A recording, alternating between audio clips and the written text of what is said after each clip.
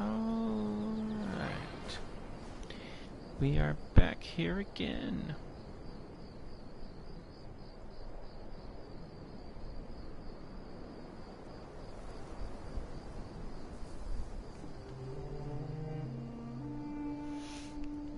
Just doing my plugins as usual, and then we'll get started.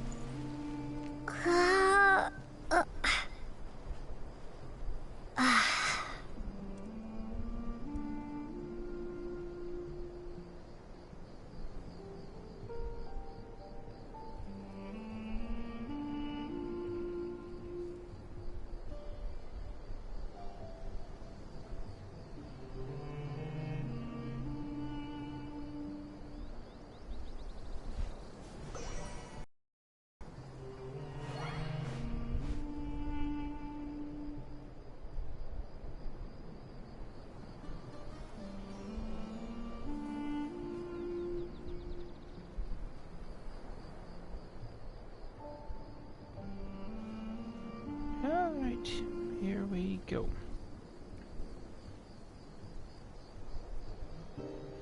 Let's see.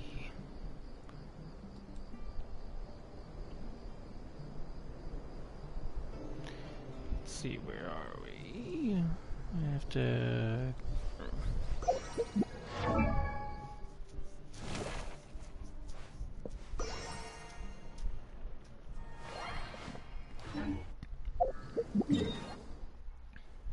I can ever find the thing. Yes, I went and unlocked a desert. I have to.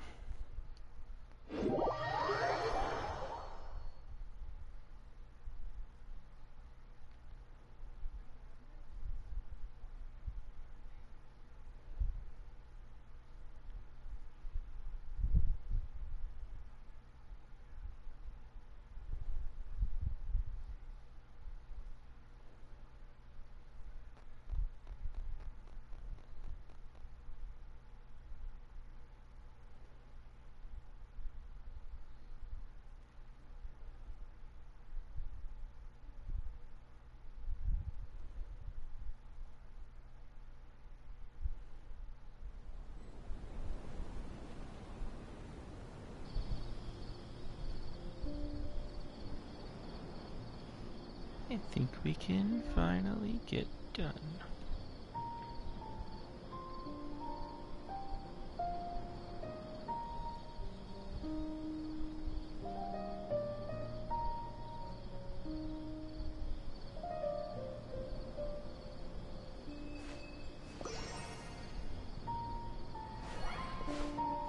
Now I accidentally started the quest because I went by Catherine. Oh.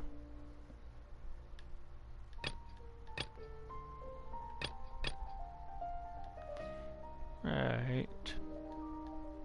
Accidentally walked by Catherine, so it started the quest. I didn't mean to walk by her. I honestly forgot. Honestly forgot walking by her starts quests sometimes. So, back to meeting Let's continue our chat here. With Nahida. Okay, so do you have any ideas on how we can investigate the sages, Nahida? Actually, I've already done a little bit of work on that. But for now, I want to hear your thoughts.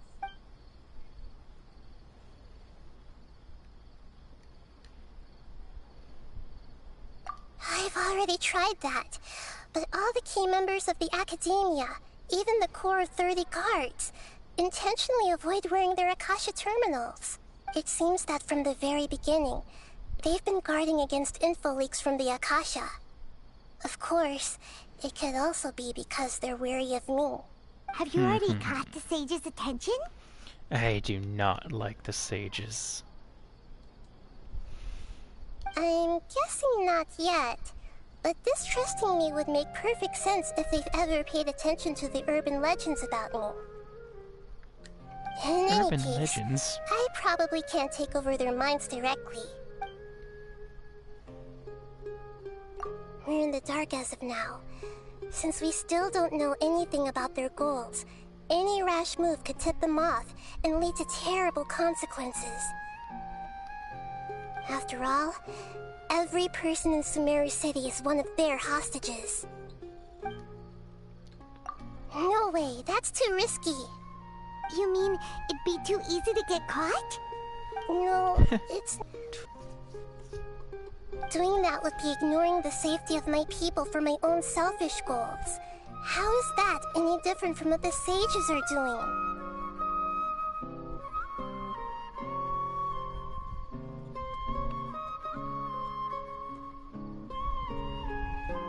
That's a good point. Spoken like the god of Sumeru.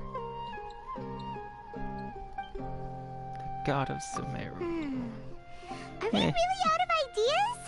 Nahida, you're super smart.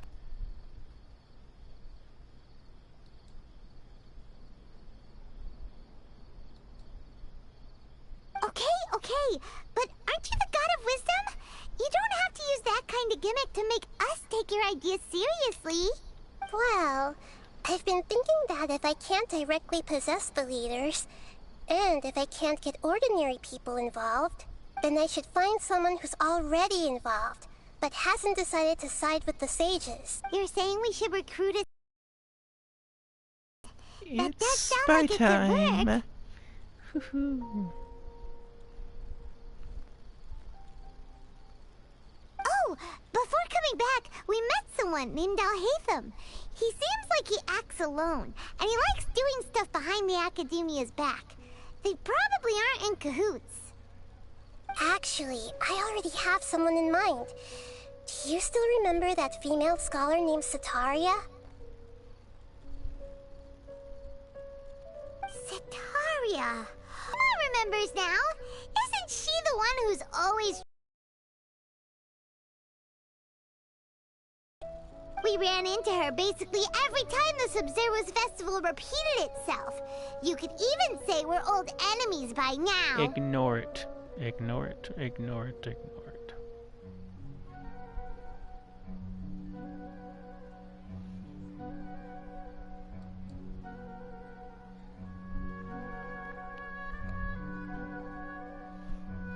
Paimon still remembers the smug and mean way she always spoke to Nilu.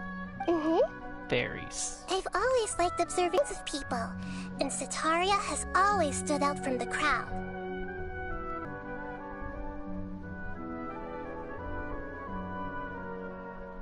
She was born in the desert and was hailed as their greatest genius.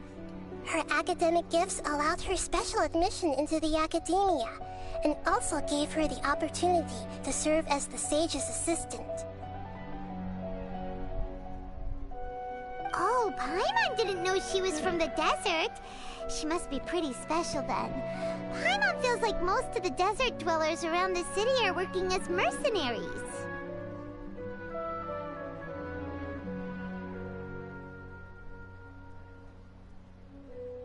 The name Sataria means star.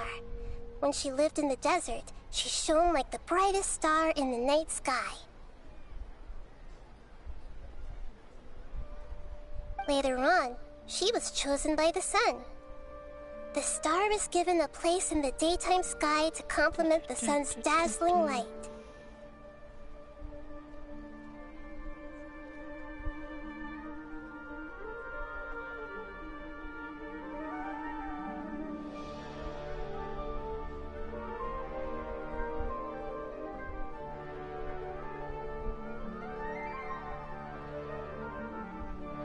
Soon after, the star witnessed the sun scorching the earth, which brought forth many disasters. The star began to waver. Instead of staying beside such a sun, wouldn't it be better to return and light up part of the night sky? But in the end, she couldn't give up the radiance of daytime. To cope with her shame, the star buried her guilt and closed her eyes. From the sound of of it, Sataria's just hung up on the research opportunities here. But she doesn't really support the academia. She still feels guilty about not doing more for the desert, right? She's just running away from her problems.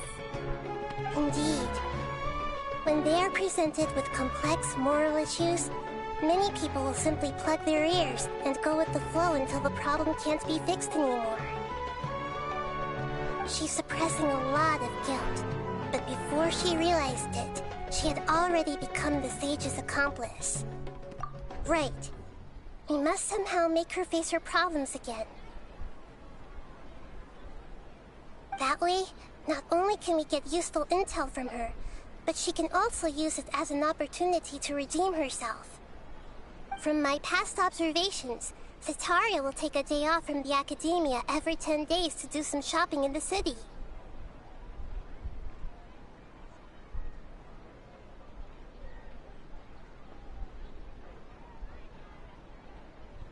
Tomorrow afternoon just happens to be a shopping day for her. That'll be our chance.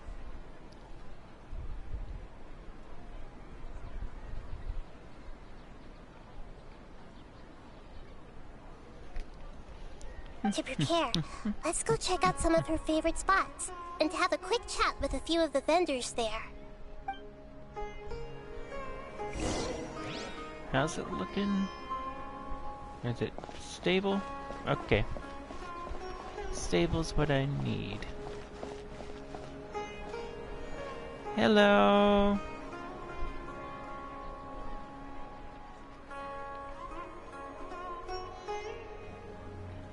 Hello, welcome, ma'am. Yep, you made it. Where am I going?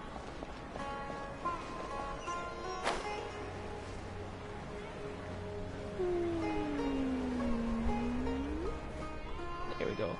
I've been doing good. Just waiting for more people to show up. This should be Sataria's favorite fortune-telling Which is spot. fine if they don't. I just wanted to stream all this. So should we ask How's the it fortune looking? teller about How's it looking on Sataria? your end?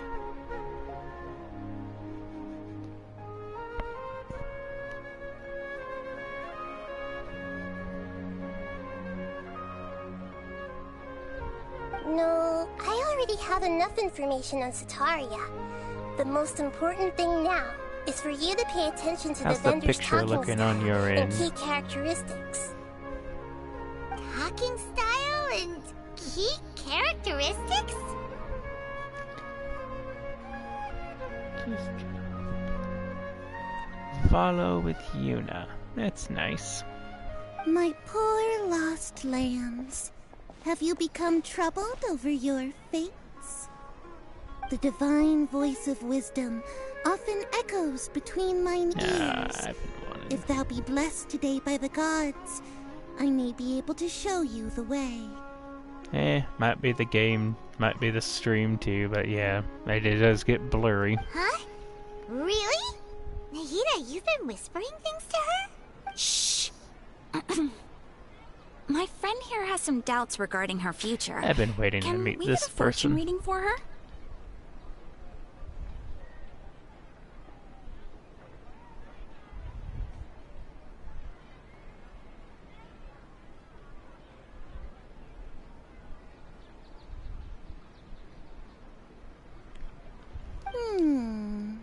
Of course, of course. In that case...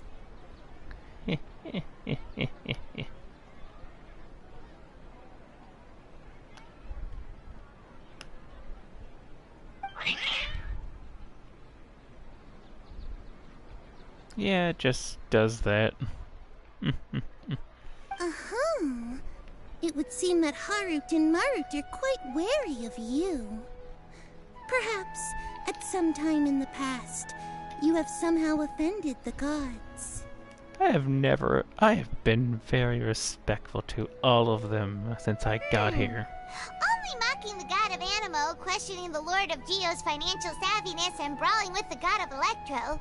Do those count? Oh, nothing. Go on, pick an aspect for her to divine.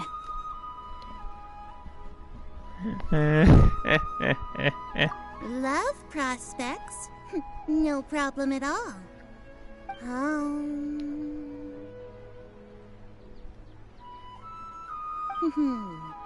The gods have spoken. The truth shall be revealed. One who is fated to cross your path will appear on... Huh? So many people will fall for you. How could that be?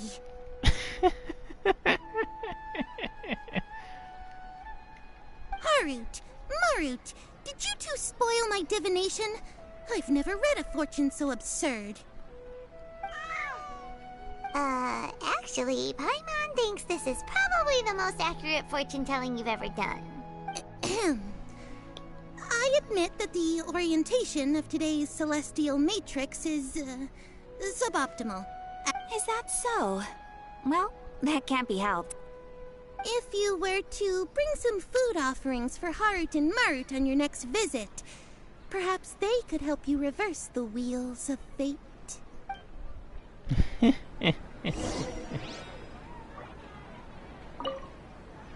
I've never seen Harut and Marut be so wary of anyone.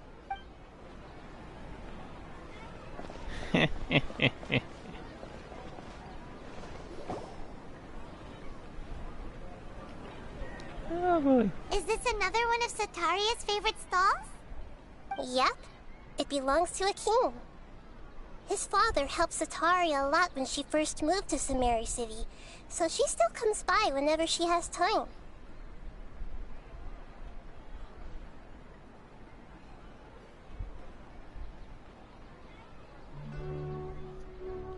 When I start talking with him, listen carefully to the details of our conversation.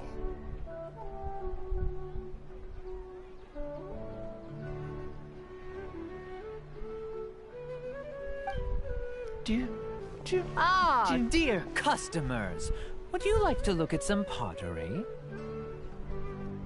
We caught wind of your great craftsmanship, so we specifically came to take a look. Oh, I recognize you. Aren't you Miss Catherine from the Adventurers Guild? Yeah, it's Catherine. Sounds like I'm in for some big business.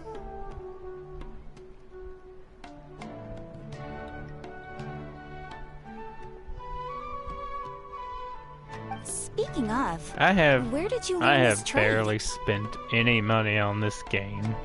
I mostly just buy the welcome I once a suppose month. you could say it all started with my dad. If I need to He's buy a it, mason that by is, trade, which but is I picked up an barely. interest in clay while apprenticing for him. I would say I've spent about maybe $50 on this game After that, I began making pottery by myself in in secret. just 1 And year. I simply changed trades when my works turned out well.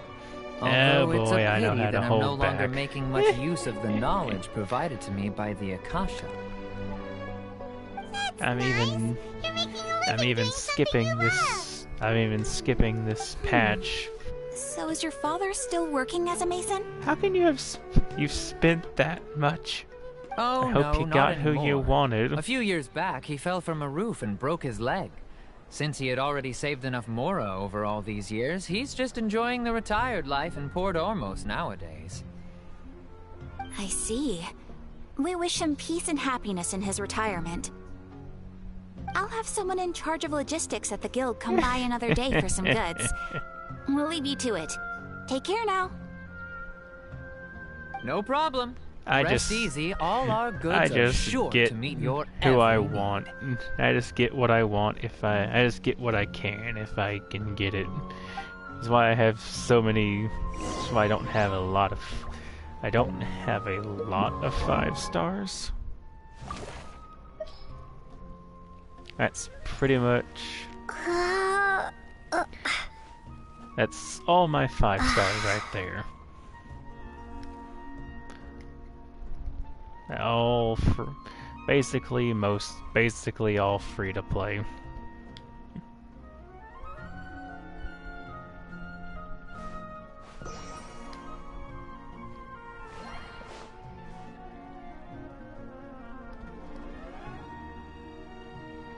Yeah, I can never go for the weapons, but this time I'm gonna try and go for the weapons.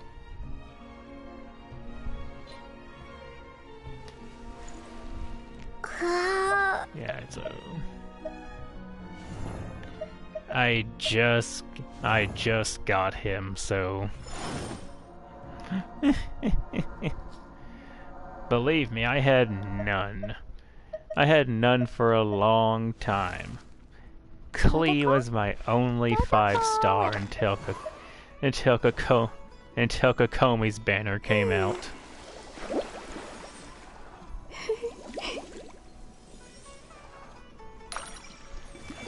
I did not get another 5-star till Kokomi's banner. I didn't know how wishes worked back then.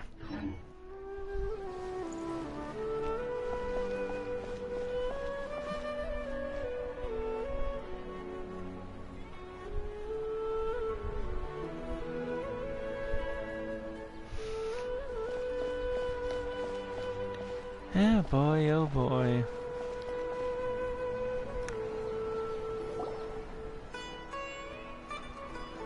This should be our final stop. Cetaria's always thinking of this restaurant when she's working at the academia. So she always comes by whenever she's out in the city. I'm skipping all of 3.1. You've really thought of everything. For Nahida. It's my duty to protect Sumeru's citizens, after all. Hi there. I feel like I've seen you down by the docks before. Huh? Sorry, I don't quite remember. If I recall, you were having a discussion with someone about shipbuilding at the time.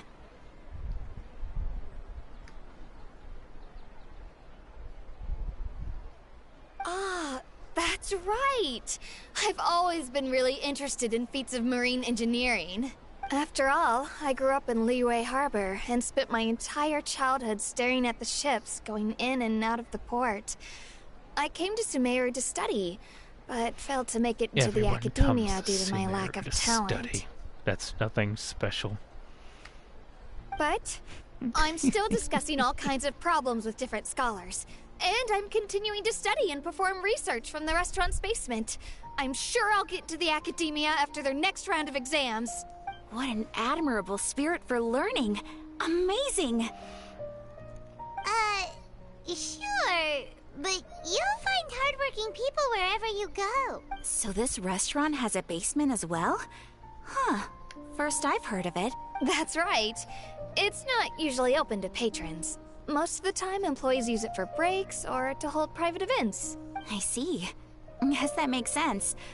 Well, good luck with your studies, Miss Chishan. Thank you so much. As long as I can make it into the academia as an official student, I'll be happy.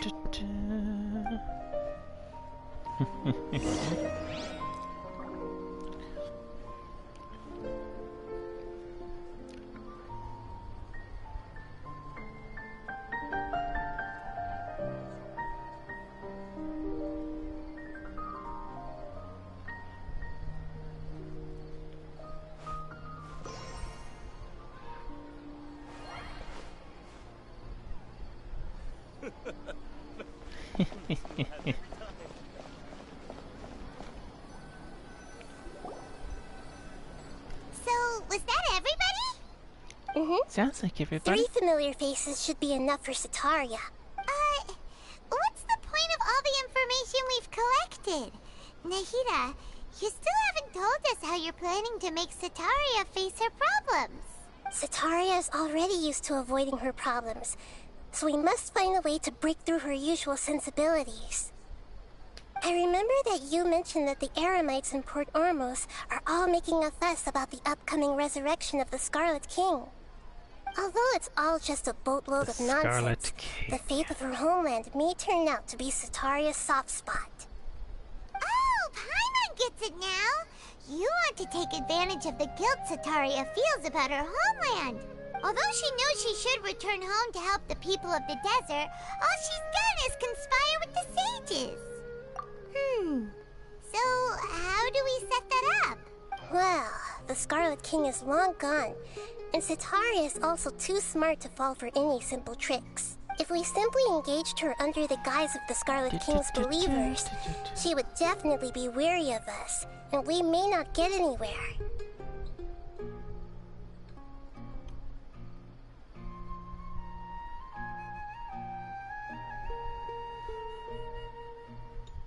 But if we were to borrow some of her close acquaintances to talk with her, her reaction would probably be very different.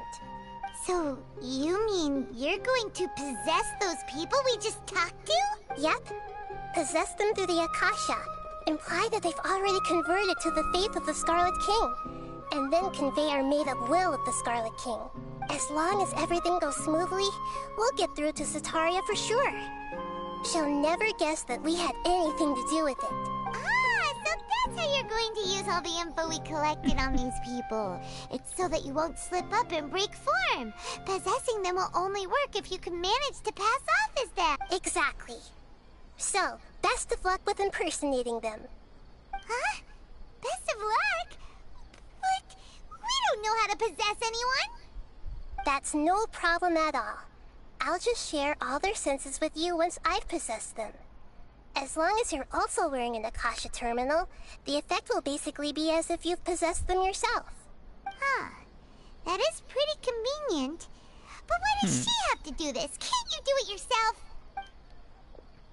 Although I've been observing humans for a while, I've never been good at imitating them. You're not wrong. Hello. It's always been painfully obvious whenever you try to pass as Catherine.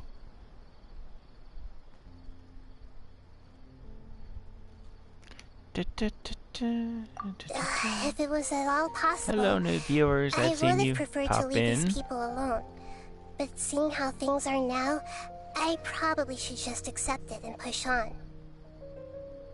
Yeah, don't beat yourself up over it. We're only doing this to help everyone, and we'll only be borrowing them for a little while anyway. Alright, then let's give it a go tomorrow afternoon. Tomorrow for sure.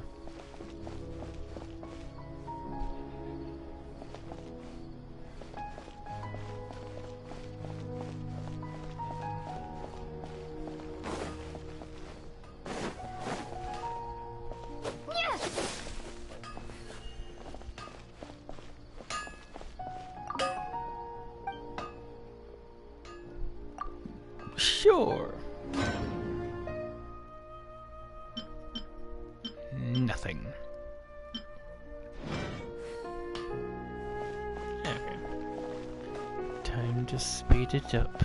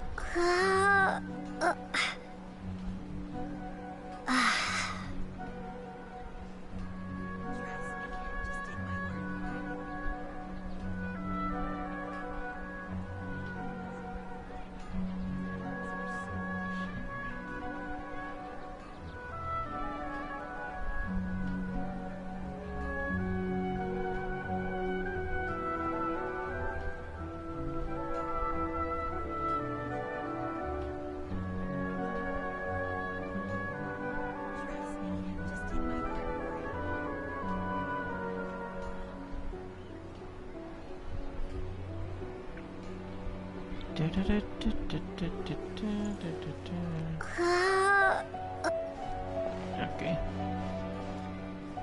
Okay.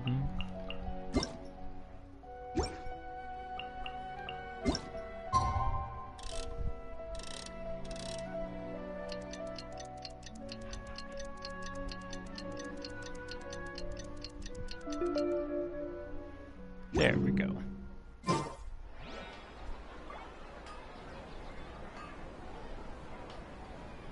Oh, I hate these timed ones.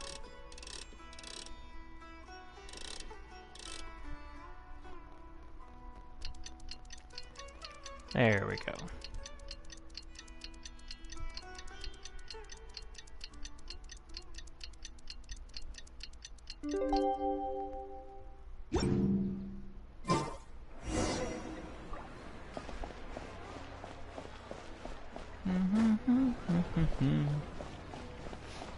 Let's see who we're going for. Yeah.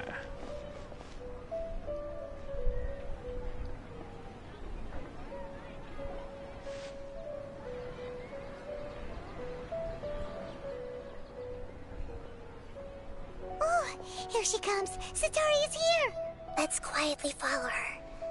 Once she starts talking to her acquaintances, we'll find a safe spot to begin possessing them. As for how we'll sway her to our side, I'll leave that to you.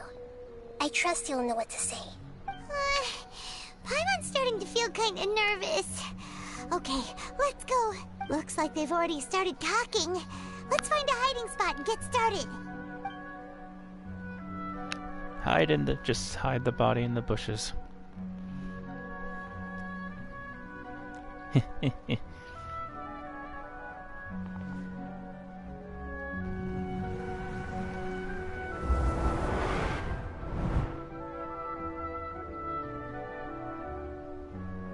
That's right. You really can't force anything when it comes to love. And besides, everyone around me has a very different background and outlook. This feels weird. Are you still listening to me, Nabia? Oh, of course I'm listening. You were talking about troubles with your love life, right? Okay then. You just seemed a little distracted for a moment there. Strange. Your cats seem pretty worked up.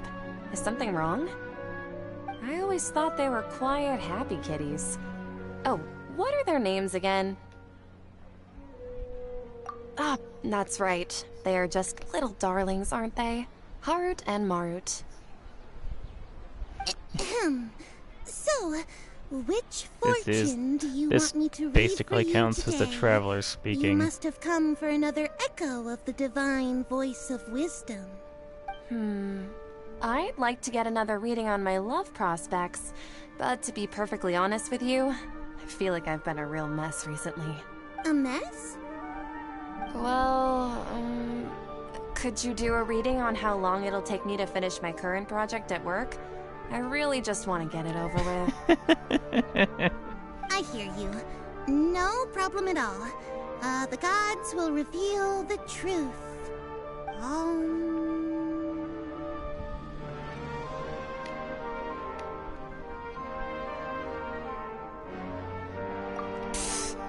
Sorry, your new laugh is just so hilarious. I couldn't help it. Oh, please pay no mind to those kinds of details.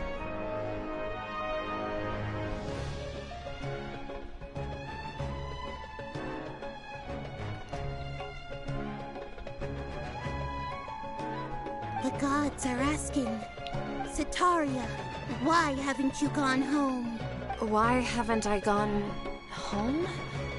Do the gods really know everything I've been thinking about? Sitaria, why don't you just go home? It's a demand now instead of a question.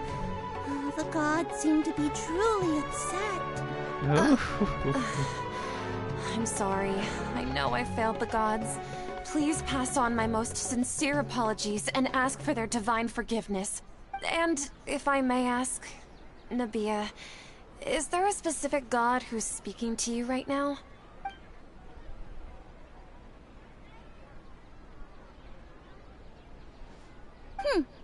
What an inconsiderate and naive question. The god who is speaking to me is, of course, the wisest and mightiest of all, the Scarlet King. The Scarlet King? No wonder he would make such a demand of me. Oh, wait a second. The Scarlet King passed away a long time ago. Even though news of the Scarlet King's resurrection has been spreading like wildfire, it's all just a misinformation campaign from the academia. How can the Scarlet King still exist in real life? What insolence! I am the Scarlet King's most loyal believer. Do you wish to refute his voice of wisdom? Oh, no. As a child of the desert, I am only reveling in his power upon learning that his divine glory has touched even this city.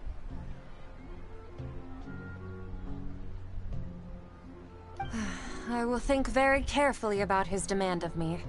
I'm sorry. I must go now. Wait!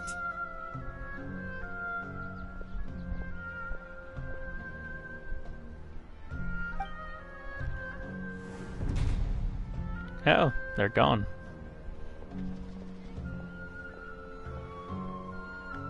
Ooh, That was close. she just ran off in a hurry. She looked pretty upset, too. Well done. Sataria didn't seem to suspect anything amiss. To have something she's been trying desperately to avoid show up out They of were just nowhere and standing berate there. her, that must have shaken her to the core. Aw, Nahida, it seems like you understand human emotions really well after all. All I know are some abstract Harava-taught theories. And in any case, my time with you has shown a lot of them to be utterly useless. I'm still trying to make sense of everything. Anyway, enough of that. Let's hurry and catch up to Poor Sataria. Navita. Poor Navita. She probably Got doesn't. Keems now, right on cue. Let's get ready to possess him right away.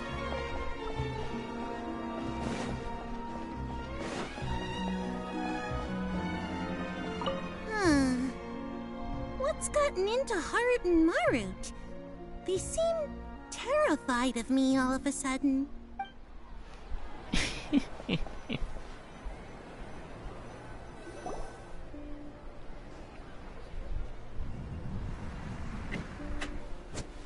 Let's get going!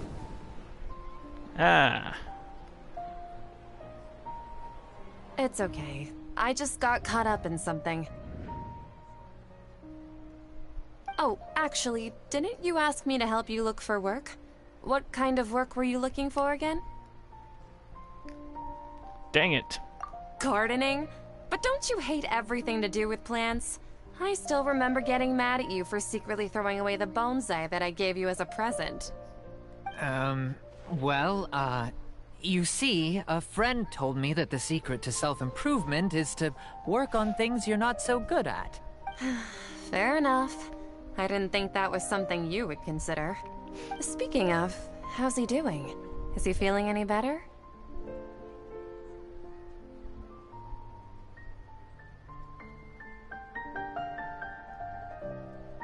Oh, that's good to hear. I've been thinking a lot about him.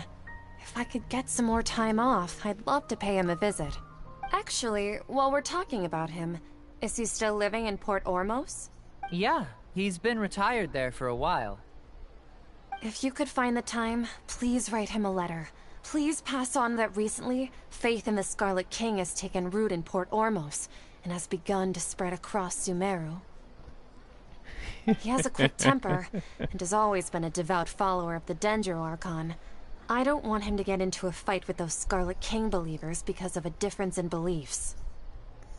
Oh? So, who are you siding with in all of this? The Academia or the Scarlet King? I'm so jealous of you. You were born a child of the desert. Yet you chose to betray the Scarlet King, and now you spend all your time with those crooks from the Academia. The Academia people are crooks. Akeem, you don't mean... You've also become a believer of the Scarlet King. What's so strange about becoming a believer of the wise Scarlet King? In fact, aren't you the strange one? The one who still can't pick a side?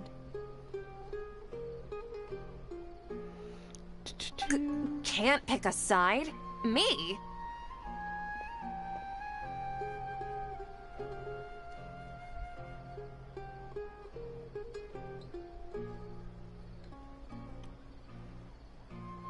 Whoa! Paimon had no idea you'd be so good at this. You really zeroed in on the issue and put it right in front of her. It might feel a bit overwhelming for Sataria.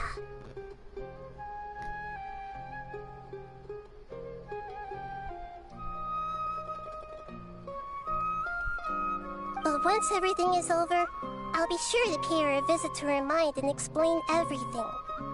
Anyway, let's keep going.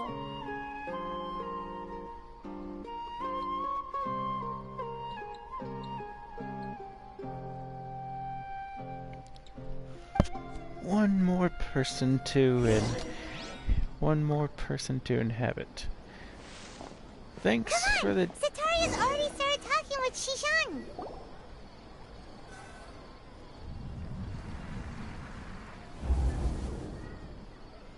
So, Shishan, have you noticed anything weird in the city lately? Like, as if someone was trying to preach to you about something? Wait, did you just say attic? I thought this place didn't have an attic. Also, don't you usually study in the basement? Well, the restaurant recently added an attic. I've been studying there because it has better lighting. Oh, right. Speaking of strange things... I didn't mean to hit that. I celebrated the Sub-Zerus festival so many times that I lost count. That was really weird. Wait, how could you be aware of that? That should be impossible. Nothing in the report indicated anything like that. Are you still failing to realize that the Academia's lowly tricks could never deceive all of Sumeru's citizens? Jishan, don't tell me that you've converted to the Scarlet King as well! What an absurd question. You make it sound like I should be ashamed for becoming a believer of the Scarlet King. In reality, shouldn't you be the one who is ashamed? You, who works so— Please, please stop! Okay, I think that's enough messing with her. Even now, Sataria's still trying to run from her problems. She can no longer justify everything to herself. Hey, she's trying to talk to the guards! What should we do? This is the most important part of all. Quick, get ready. Mercenary, you're a member of the Corps of 30, correct? Please help me pass a message to the Matcha right away. The situation in the city is getting out of control. Please, try to remain calm, miss. Tell me what's happening in the city. Heretics are infiltrating the city, and they've already converted many residents to their side. Heretics? What kind of heresy are you talking about? The Scarlet King! Many people I know have suddenly started believing in him, but he's long dead. It's impossible. Miss Sataria, nothing is impossible. You know my name? The Scarlet King is immortal, and all who defy him will one day pay the price. You must face the truth, Sataria. You tread a treacherous path, and the longer you ignore it, the tighter the Academia's grasp on you will become, and the deeper you will be ensnared. Child of the Scarlet King, never forget that the desert that belongs to you lies elsewhere. What's so strange about becoming a believer of the wise Scarlet King? In fact, aren't you the strange one? The one who still can't pick a side? What an absurd question. You make it sound like I should be ashamed for becoming a believer of the Scarlet King. Sataria, why haven't you gone home?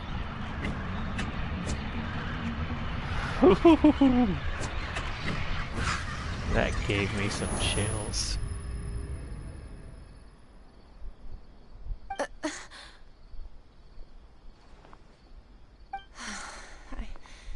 It seems that no matter where I run, I only keep finding more believers of the Scarlet King.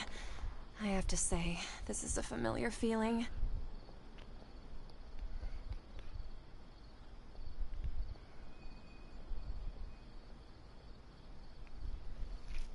I've also been running from my guilt this whole time. Guilt over my part in the Sage's plans, and from ignoring the letters from the children of my homeland. But no matter how much I may try to ignore or get rid of it, my guilt always comes back. You won't necessarily lose your research opportunities by facing the truth. Besides, did you really want to conduct... That gave me some chills. How do you know me so well? Are you truly just a believer of the Scarlet King? Or are you the god himself? That's not important. The important thing is to pass judgment on the academia and its sages, and to correct their mistakes. If you could provide some assistance in this matter, perhaps it could serve as a form of atonement. I've actually never believed in the gods, but I've always believed in serendipity. Your appearance must be a fated opportunity for me to get out of this wretched situation. Please tell me, what can I do for you? How much do you know about the Sage's current activities? I was just one of the designers for the masked dream harvest scheme, which is what happened around the Sub-Zeru's festival. But I know very little about the full scope of the overall project.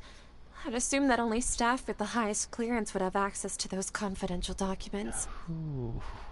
I've just been working to meet the Grand Sage's specified requirements. However, there's something that's been really bothering me. I heard that a scholar who was previously expelled has returned to the city, and even the sages are still quite wary of him. To fight against the academia, the nature and the purpose of... I've been working on many tasks outside of the project. Sage. One thing, though, I won't be able to transfer the documents to you through the Akasha once I get my hands on them. The sages have always closely monitored all activities within the Akasha. Let me see... let's use the most primitive method. Send someone to pick up the documents tomorrow evening at the Academia entrance. The academia... Don't worry about that. I assure you, this won't be a trap.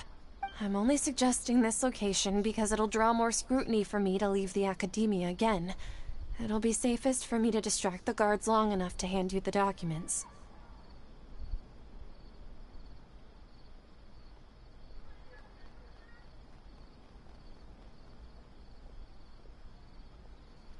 All right, I trust you. So, if I were to successfully complete this task, would it mean I've atoned for my wrongdoings? Aye, ma'am. That'll depend on the judgment of the Dendro Archon. The Dendro Archon. That's right.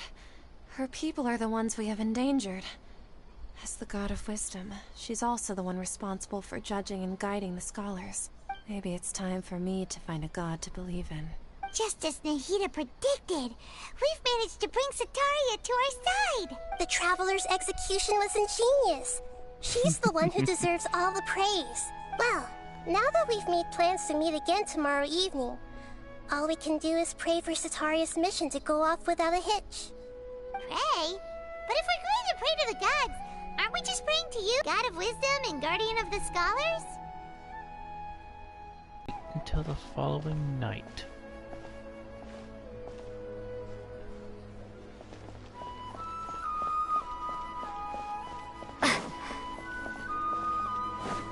While the time is ticking down, I need to check something. There she is.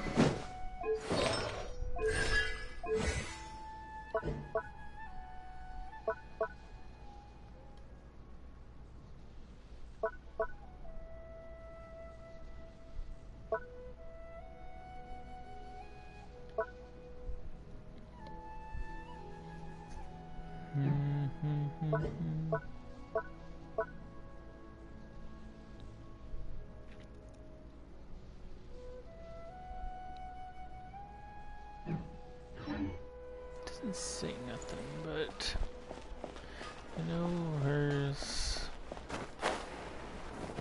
R2, R1 skill does something.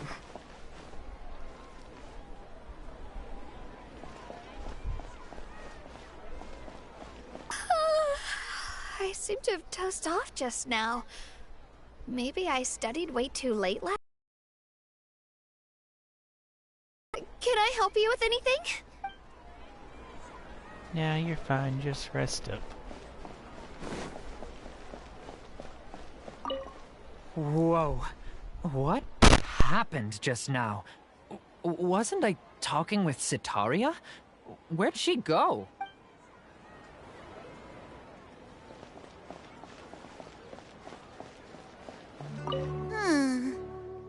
What's gotten into Harut and Marut? They seem terrified of me all of a sudden.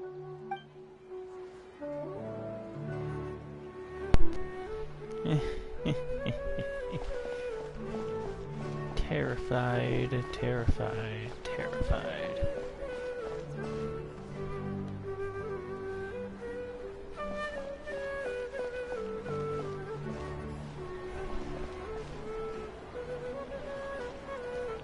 God, Samir is so beautiful. There are so many local specialties in Samara. I want to buy more.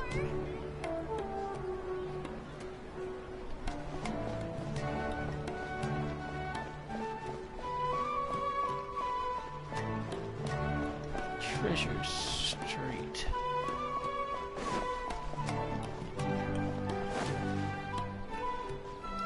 I just say a bunch of... Yes, I have seen... Yes, I have seen some stuff.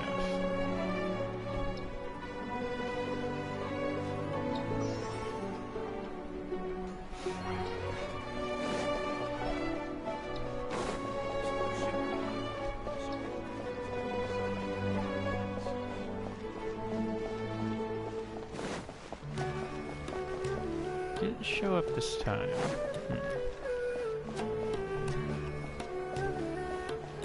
Normally there's this little green flash. It'll probably show up once I come back. Normally there's this little green flash when I'm walking around Samara City. I don't know what it is though.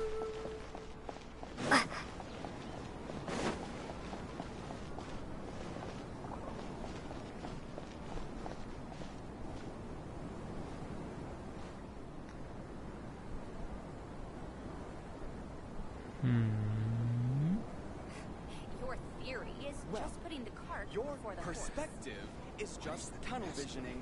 To handle the phrasing here.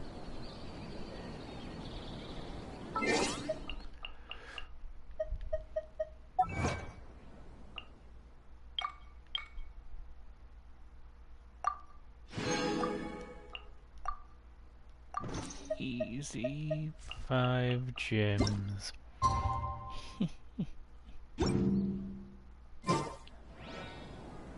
1900.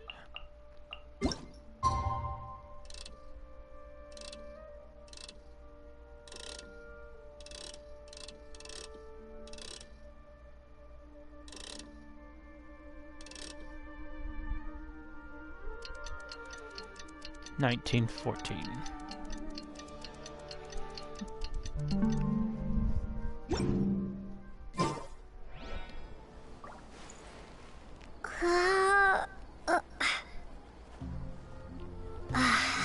Alright, the next night.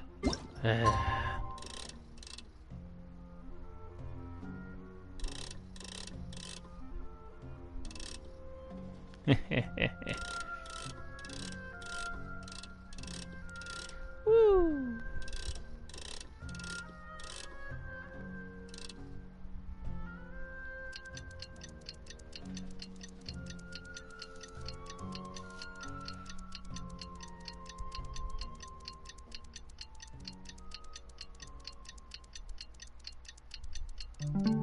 Just have to keep doing that.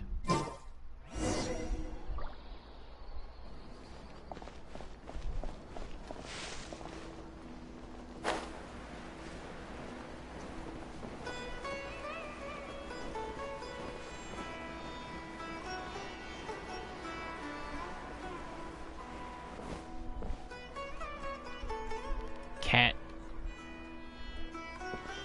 There's a cat.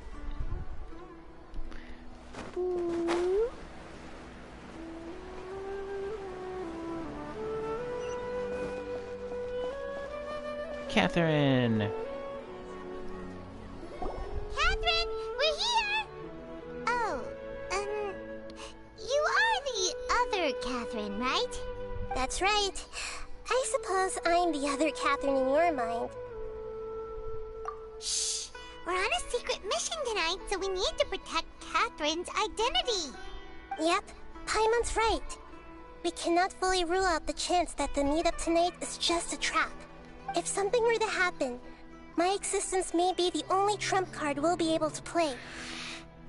After all, the Academia should still be unable to confirm the existence of my consciousness in the outside world. Yep, exactly. Just what Paimon was thinking.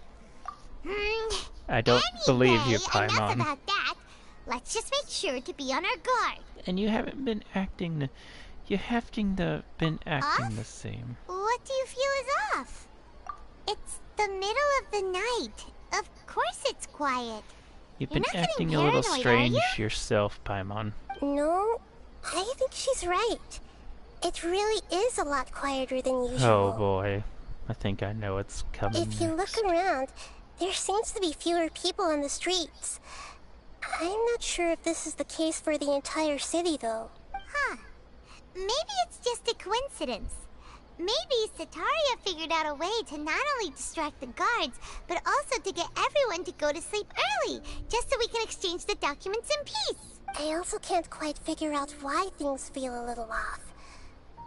But now that we're here, let's go ahead and meet her as we planned. I'm feeling super nervous. Regardless, as long as I you're just here with know us, it's Paimon coming feels a soon. little safer. Oh boy. To the Academia. There really aren't many people out right now. Let's hope it'll be this quiet in front of the Academia, and that Sataria managed to distract all the guards. I know there should be lots of people out here. Even at night. Even at night there's still people. Like there's some guards over there.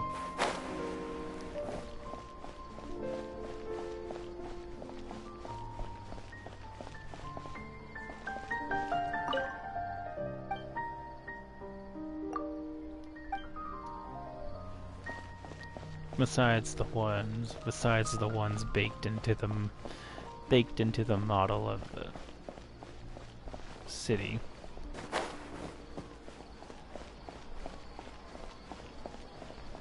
Too quiet.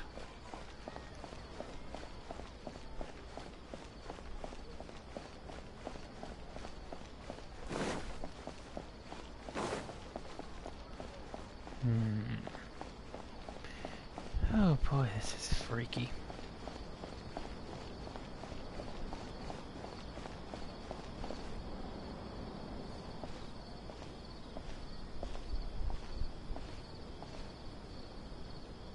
Oh boy.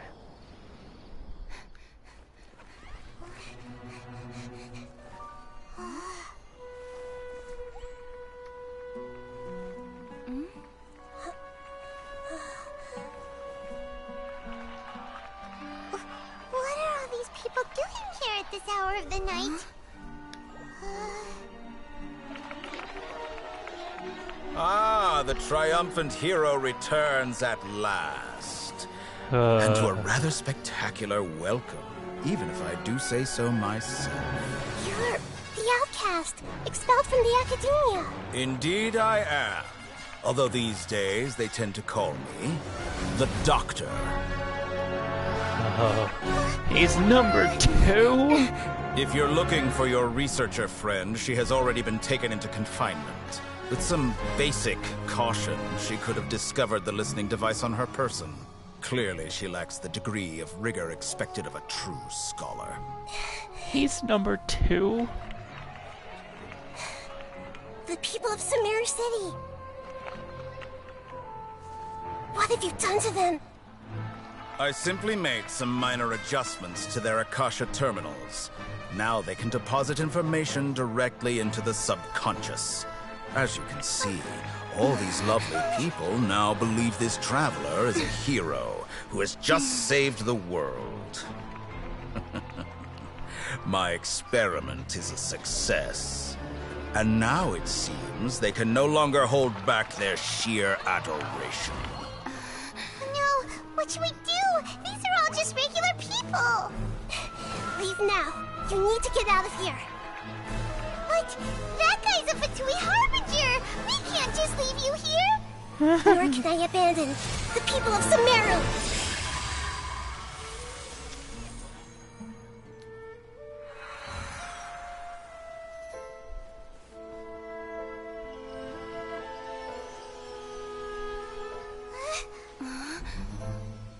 Don't worry. We'll meet again outside of the city.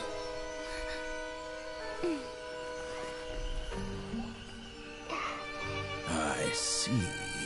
You appear to have overridden their mental faculties with your own consciousness. To possess such a powerful mind, you must be the god of wisdom.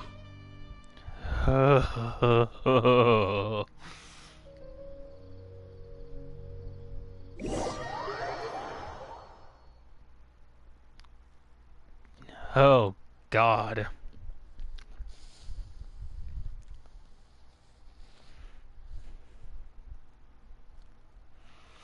He's number 2 of those guys.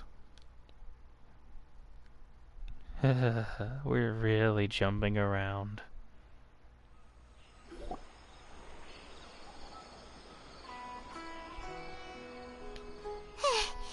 This should be far enough. Whew. Paimon needs to catch her breath first. Is Nahida going to be okay? We only made it out because of her. Paimon wasn't counting on running into a new Harbinger here, let alone such a high-ranking one. That guy was number 2. So scary. Number 2.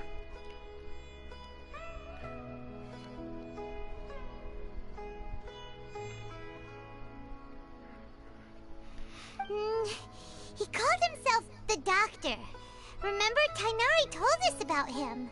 Sataria did say that someone who once got expelled from the Academia came back recently, and that even the sages are wary of him. Yep, sounds like she must have been talking about the Doctor. Yeah, now that the Doctor's in the picture, we're no longer just dealing with the Academia. The We're in cahoots with the Fatui. Omega build. God. But what are the Fatui after this time? Another Gnosis?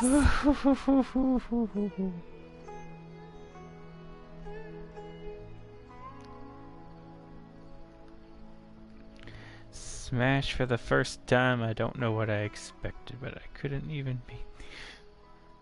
Well, we're all like that. We all get like that. You'll be able to beat them and unlock characters.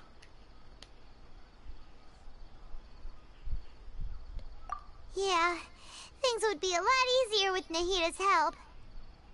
Nahida said we'll meet again outside of the city, but we can't just keep waiting around, right? You mean...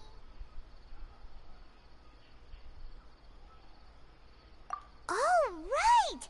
Wasn't he invited by the sages to work on some project when we were staying with him in the Vidia Forest? That has to be the same project.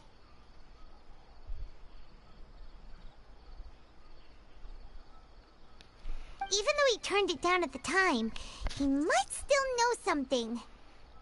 There's no time to lose. Let's go to Gandharvaville. Gandharvaville. Triumph of imagination. Well, going to the city is out of the option.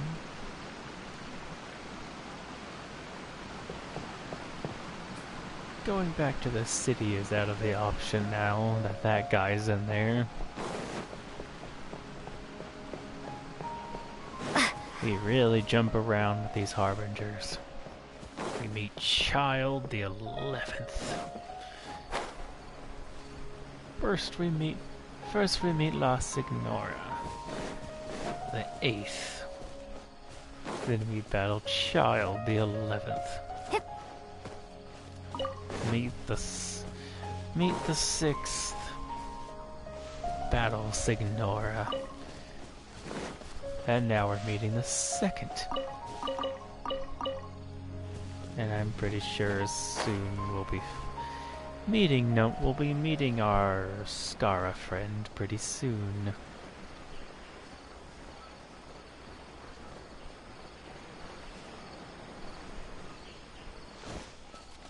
Ah, that little ball of chaotic energy is good.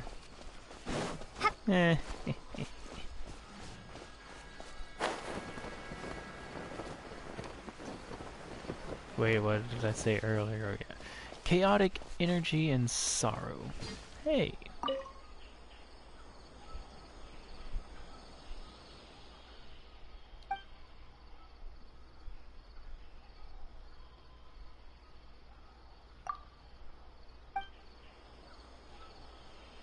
Sag. You're officially the best character in the game.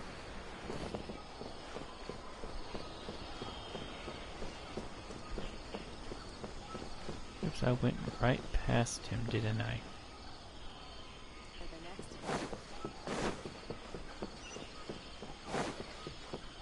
I went right past him.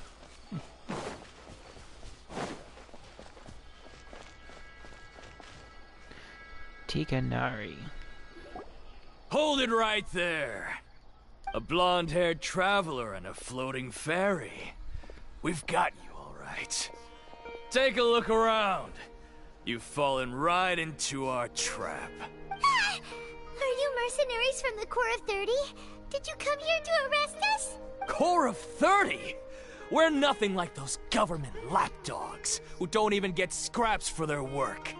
We are an elite brigade that commands the highest commission rate in all of Sumeru. We're here on the orders of a client known only as the Outcast. The Outcast? An outcast from the Academia? But why wouldn't the doctor just send the Fatui after us? Still wasting time on idle chit-chat. We'll shut you up soon enough. You're up, Traveler! Are you sure about that? Following orders.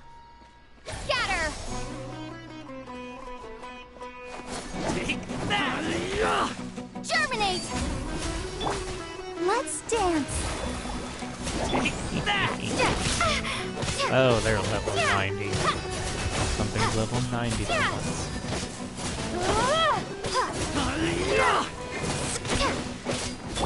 Take that! I'll take what you need. No! Propagate! Where do you think you're going?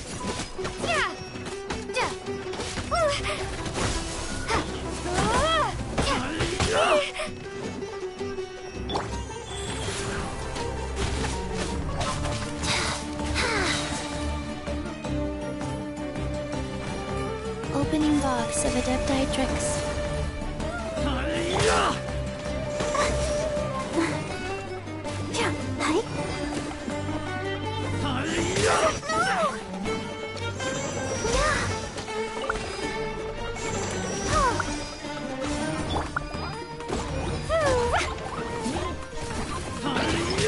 That really hurt!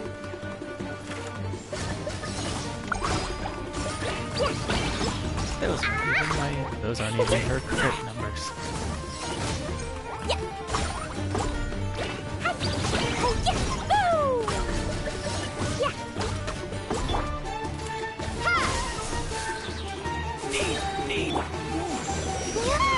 It isn't over yet! Here comes reinforcements! More of them. Try to keep up.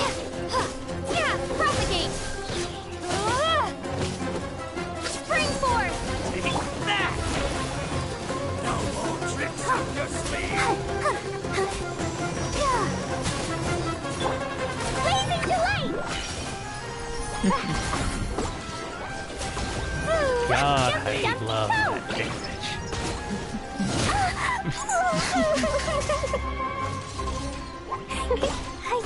Boing, boing, boom!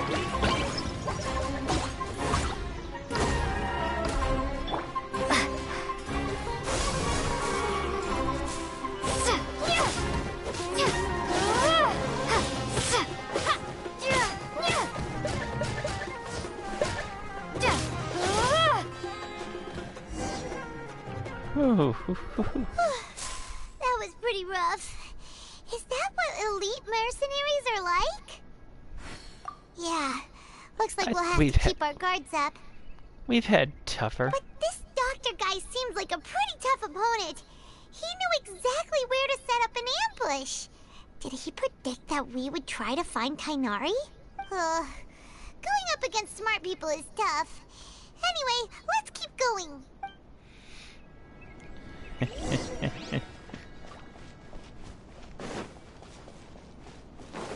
The gaze from a certain god. I'll have to grab a drink with Flame May when I'm back in the city.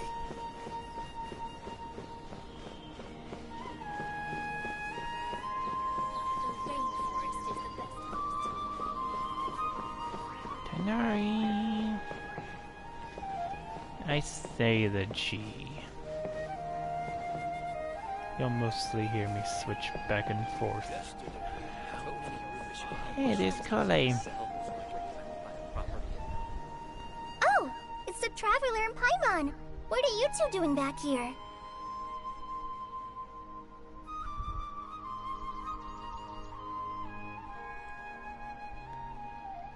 Kale! It's nice to see you again.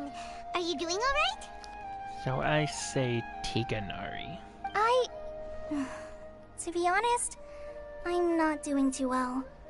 My Elazar has been progressing at a faster rate lately. I'm finding it harder to complete more intricate tasks. As a result, Master Tighnari is taking me off the patrol schedule. He will only allow me to stay here and coordinate other people's tasks. Oh, Kale.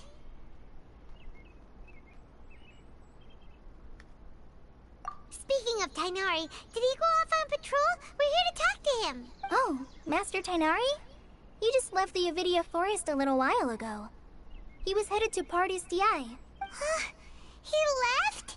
But isn't Tighnari always saying that he never wants to leave the Avidia Forest? He even turned down the Sage's invitation. I thought it was weird too. Master Tighnari always prioritizes his work as a forest watcher above everything. He almost never leaves his post. He left in a hurry this time, though. No, I only found out that he left through a message he left behind. Tighnari's a pretty strong, he also made sure to smart delegate all his person tasks using a schedule. himself. To leave in such a hurry? I'd guess he had something urgent to take care of. Master Tighnari originally studied in the Amorta Darshan of the Academia, and Partis DI is something like the Amorta's research base. Many rare shrubs and grasses have been planted there for research.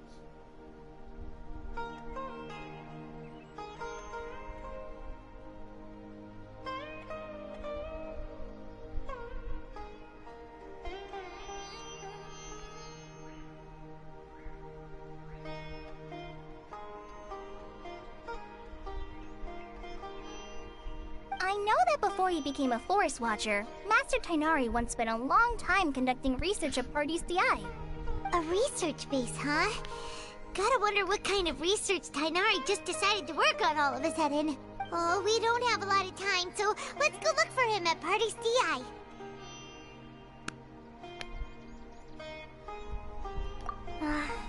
Don't worry, I'm fine. I'm used to living with Elazar by now. If you run into Master Tighnari, please send him my regards. Got it. Will do. See you later, Kale. Catherine is busy.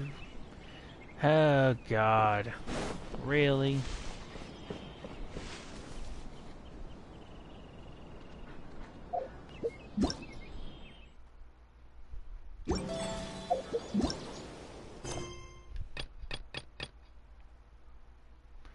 Gaze from a certain god.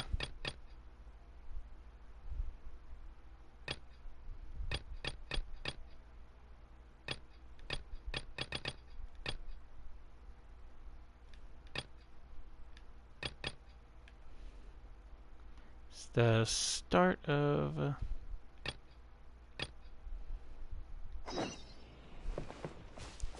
Okay, we're going... Okay, I should have not started that. And it was annoying. I had to get rid of that quest. Had to get rid of that explanation point.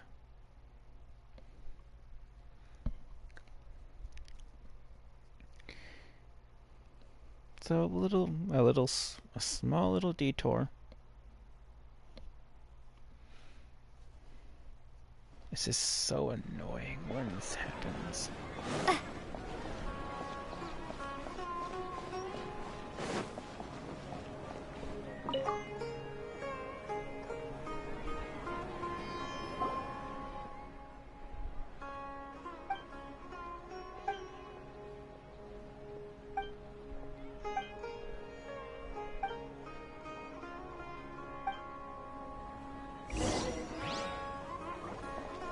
Okay, I hope I can...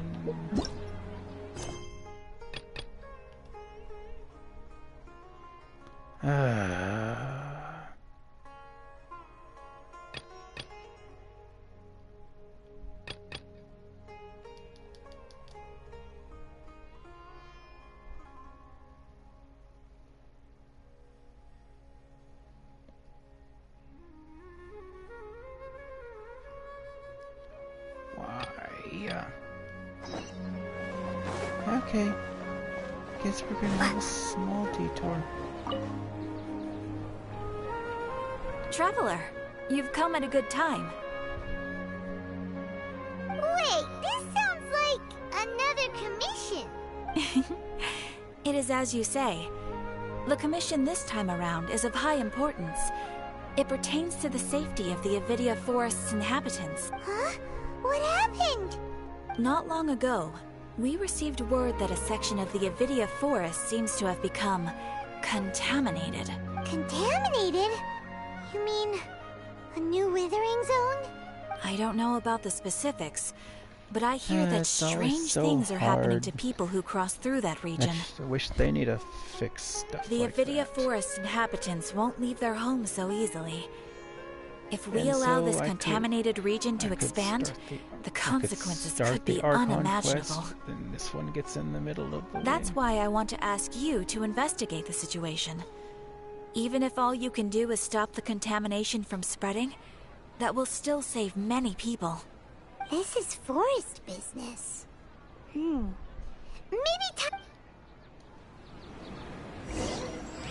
A small detour. Okay, there we go. That was a small detour, but there we go. Catherine's not in her booth. Thank God. I hope that doesn't get in the way again.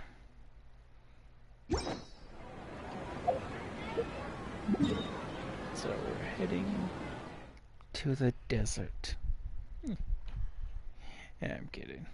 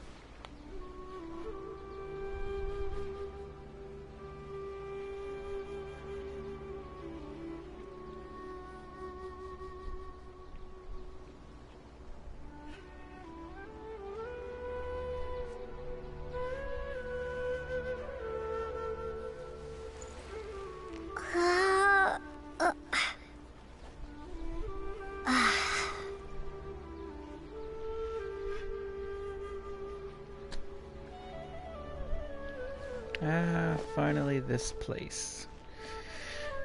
Oh god. Wait! Look who it is!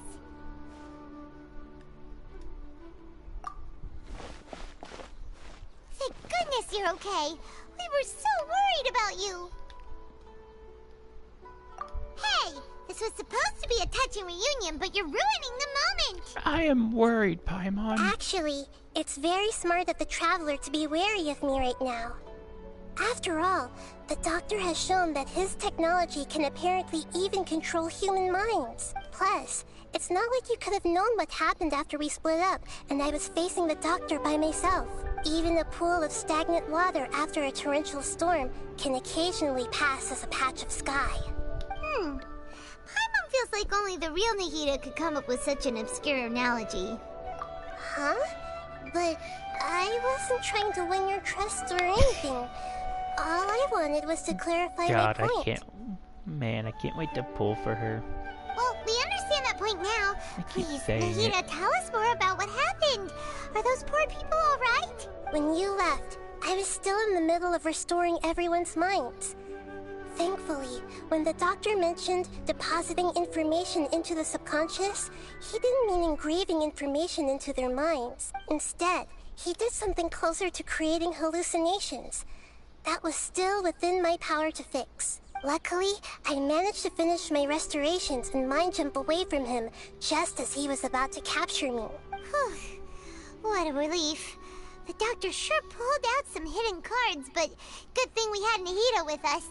I wouldn't be relieved just yet. I gave away my true identity when I restored everyone's minds, which means we've lost another one of our trump cards. Also, the Doctor is already an expert at modifying Akasha terminals. Maybe it's only a matter of time until he captures my consciousness inside the Akasha. Would that mean you'd no longer be able to jump between minds? Then how do we stop him?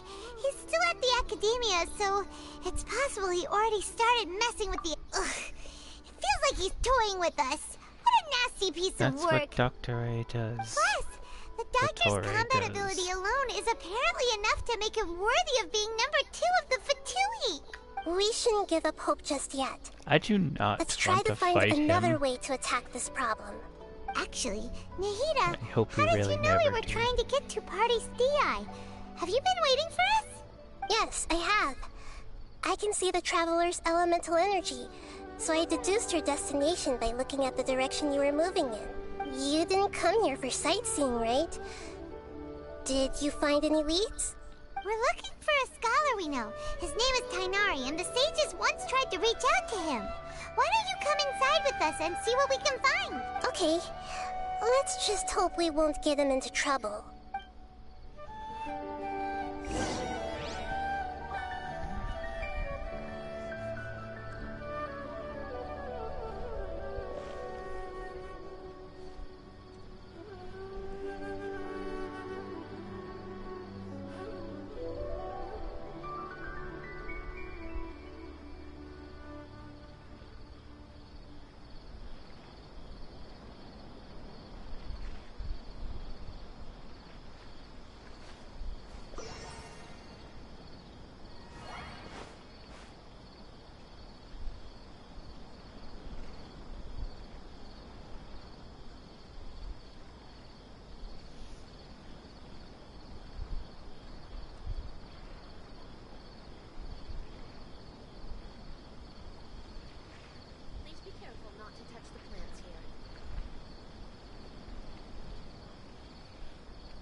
Gonna wait for it to turn sunlight, because I have a feeling that cutscene is gonna play.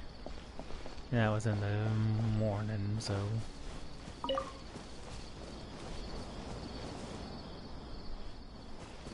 Skip to morning.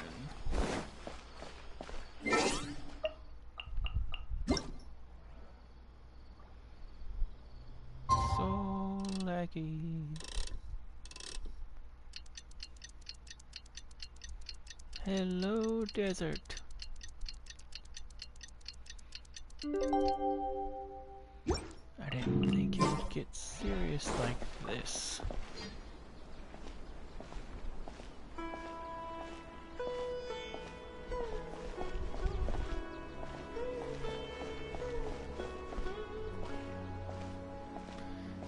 think we would get serious like this. Have you considered the possibility that there's something wrong with your projections? I thought this would be the second part of the... I wish we'd recommend some people with actual contacts for this. Archon quest, not the first.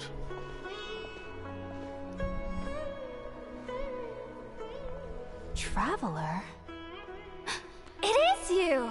Pesa. The voice! It's Hypatia! Ah, what a pleasant surprise! It's so nice to see the two of you again. Who's this? She's a scholar we met in the Avidia Forest. When we last saw each other, she was still training in the... what's it called? Satyavada life? Oh, I see. That's right, we're old friends. You've come at just the right time. Ever since I've come here, hardly anyone has even talked to me. Hypatia, you're way too excited about this. Actually, for you to leave the Avidia Forest means... you're not in training anymore? Wait, no. Did you already finish your training and reach Paripurna life? What do you think? Don't be smug, Hypatia. My consciousness has already managed to make contact with the divine. You did it! Congratulations! It's so exhilarating to share this sublime joy with others at long last!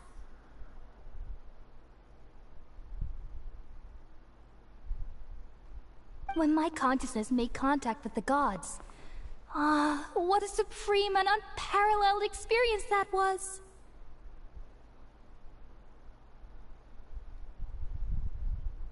That sounds incredible!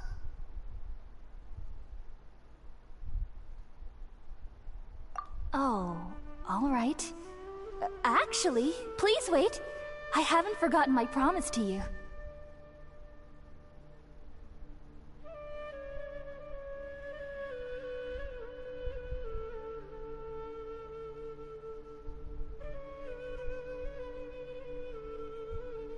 Remember? I promised to help you understand what you saw from Irminsul once I gained deeper insights.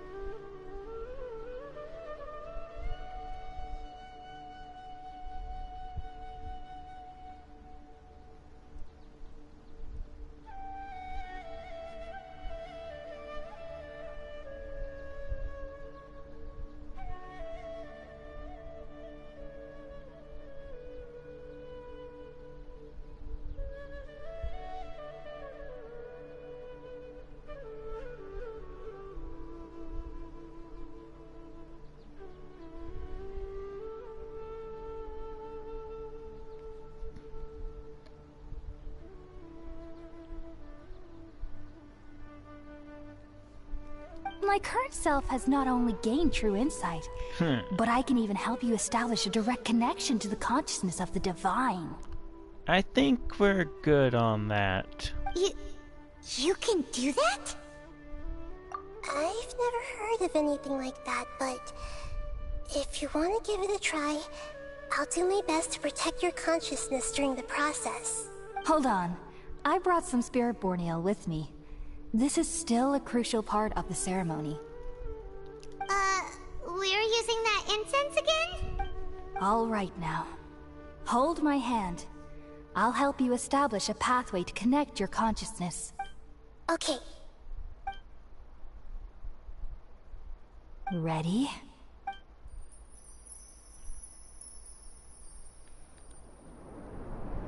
Let's see where we're going this time. It took 3 betrayals for me to finally understand. The world is just an elaborate tapestry of lies. Oh. My fury will never be quelled. The first to betray me was a god. My creator. My mother. valuing strength above all. She saw no worth in me and I was discarded. The second was a human. My family. My friend. Consumed by fear, he saw me as an abomination. The third was one exactly like me. A hope for the future. A fledgling barely out of the nest. Powerless before his mortality, he broke his promise to me. Humans, they can't be trusted. And the gods fill me with pure loathing. So I said good riddance. I denounce the world and laugh in its face. My chest will never again be defiled by worldly filth. I will scrub away every last trace of human emotion. Then it will be empty, a blank slate, and ready to receive a supreme gnosis, brimming with pure divinity.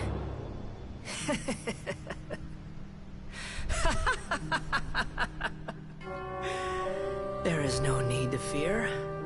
The pain will be brief. Your era is coming to an end. Hypatia, that is not a god.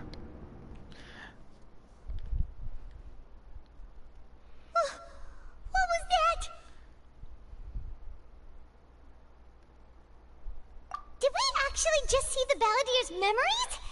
Everything matches what we know That is a about chaotic him. ball of...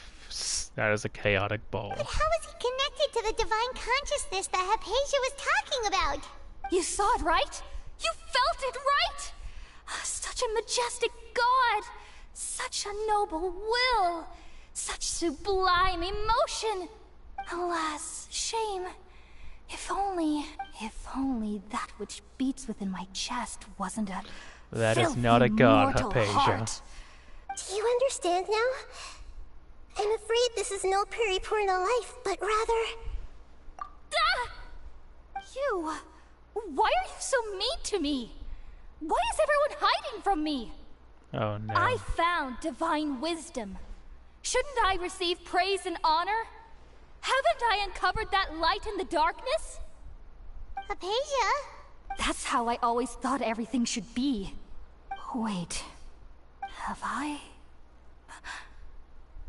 already lost my mind?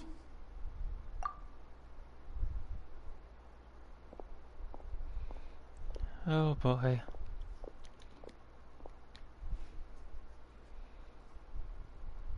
Wait, something isn't right.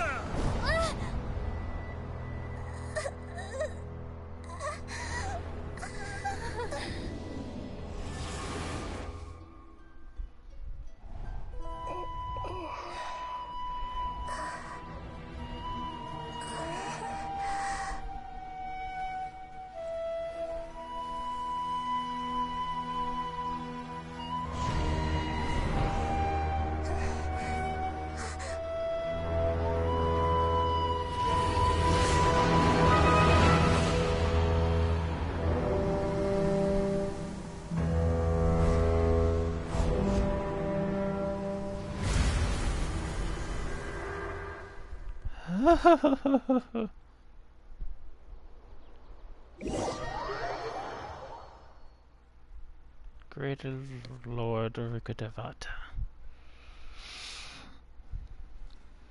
The Akasha Terminal.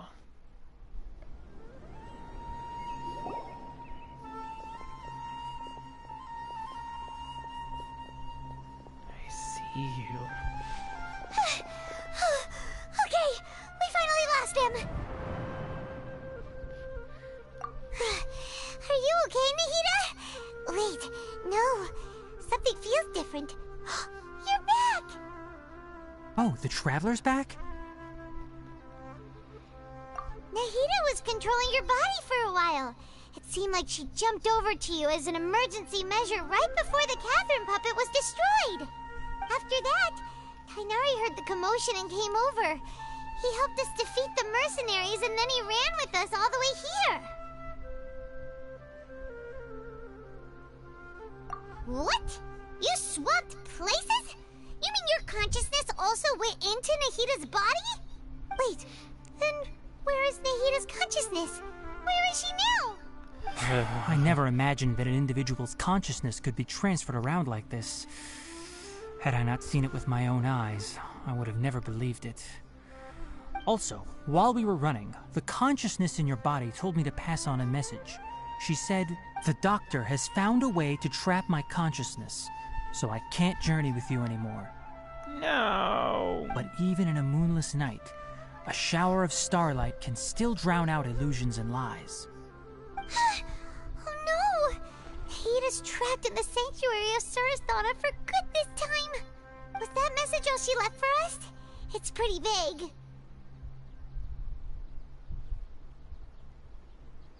Oh, that makes sense.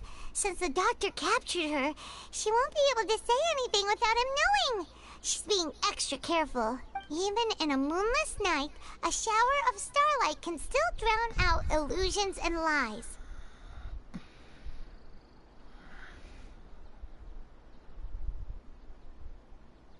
Oh boy.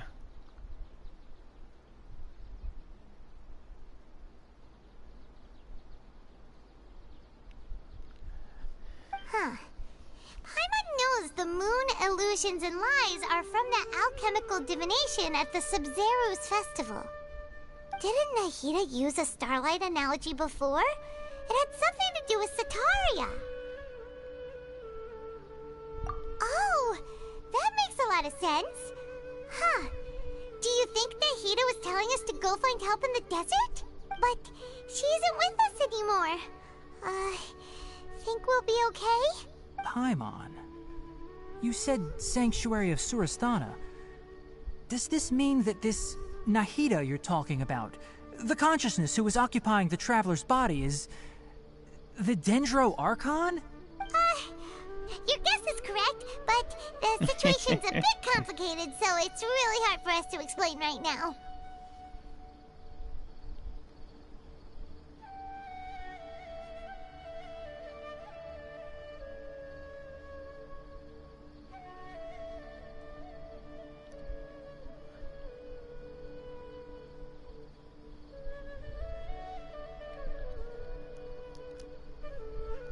That's all right.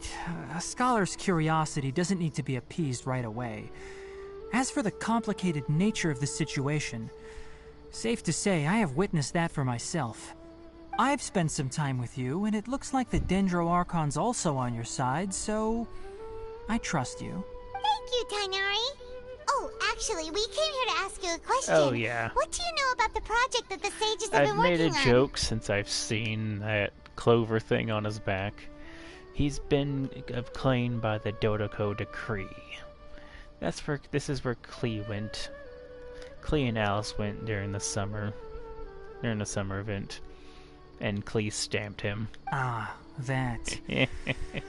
While I was indeed invited to join that project, the sages were always all I know is that that project has something to do with the restoration of Irminsul. Huh? Did you see something when you were in Nahida's body? What? Do you have any evidence?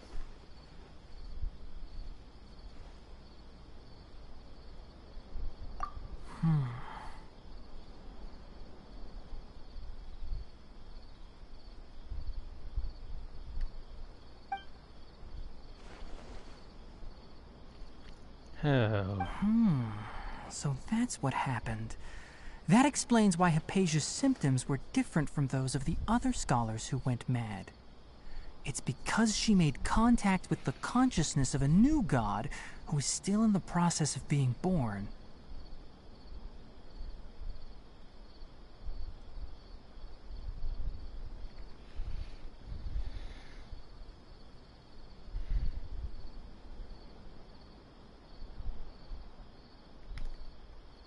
Tighnari, did you leave the Avidia Forest because of Hypatia?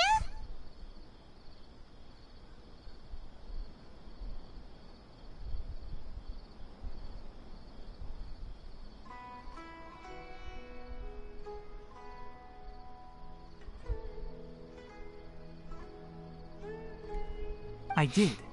I noticed Hypatia's mental anomalies, but since her symptoms were rather atypical, I secretly took her to Pardes Dii and began searching for a way to return her to her normal self. If I didn't take action, Hypatia would have already been taken by the Matra to the desert, doomed to a life of exile at Aru village. Now that you mention it, I knew the Academia has never thought particularly highly of Lesser Lord Kusanali, but I still didn't expect them to do something as arrogant as creating a new god. The Doctor and the Balladeer. We have 2 Fatui Harbingers in Sumeru. Sounds like we're in for a bad time. From your description, I don't think they've completed their project. There may still be room for us to intervene. But then, what is the connection between creating a new god and restoring Irminsul? Yeah, it feels like we're still nowhere close to figuring out the Sage's goals. Right, we've pretty much gone over everything we need to know, so we should head out. How about you, Tighnari? What are you going to do? I'll stay here for now. I still want to try a few more things to help Hypatia. If you're planning to go into the desert, start by heading for Caravan Rabat. That'll be your fastest route. Come find me here if there's anything else I can do to help. May the Thanks, Tighnari. Hopefully Hypatia will feel better soon. We're off then.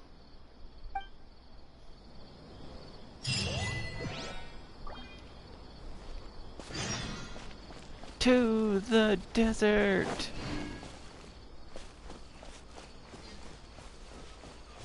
To the desert we go at last. Boy, that got serious.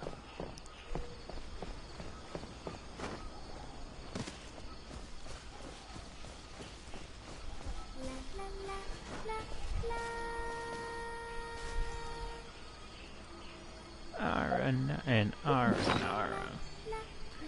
I thought I got all of you back home.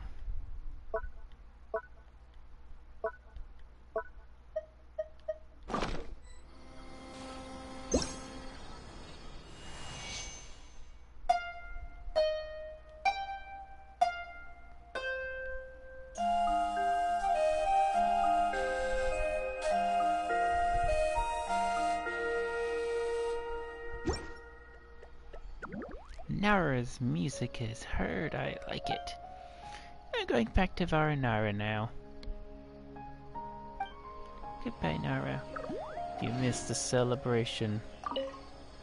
I'm sorry I didn't find you in time, but you missed the celebration.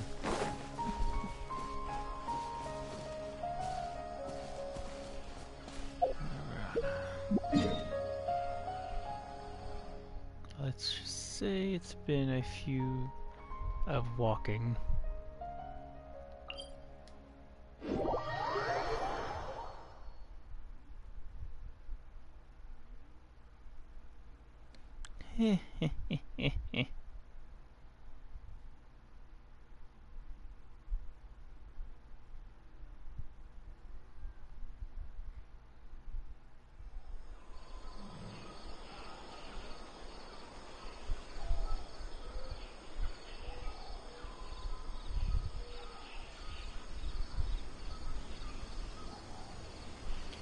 To the desert we go.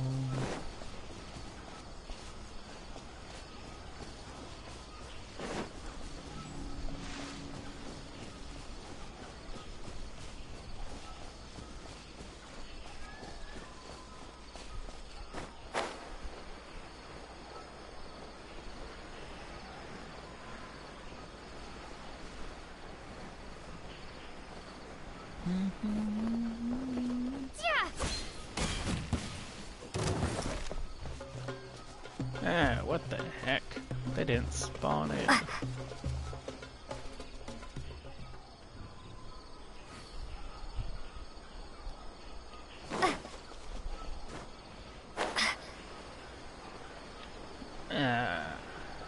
The desert that... Really? There's just a chest sitting here? Really? I've been here a few times, and I just now noticed this. Happy to oblige.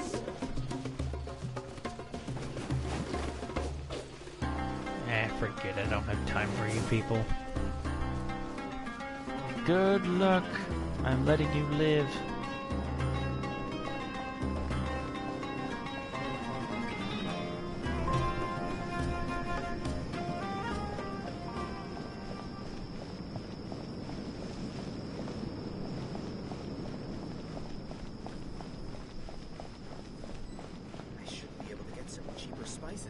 Here we go.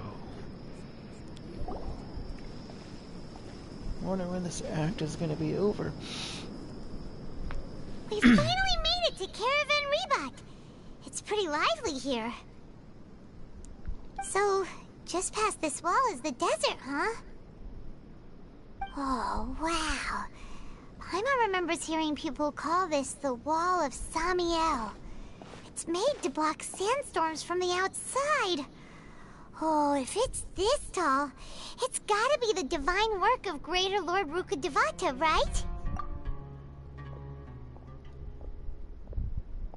Enough gawking.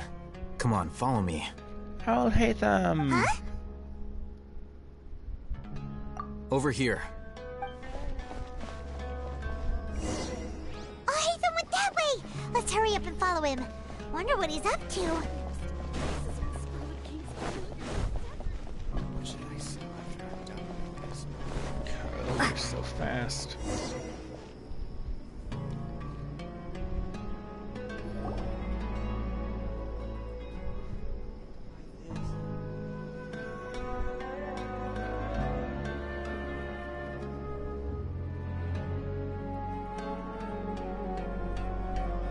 What the? Where did she go? And we're wanted criminals again.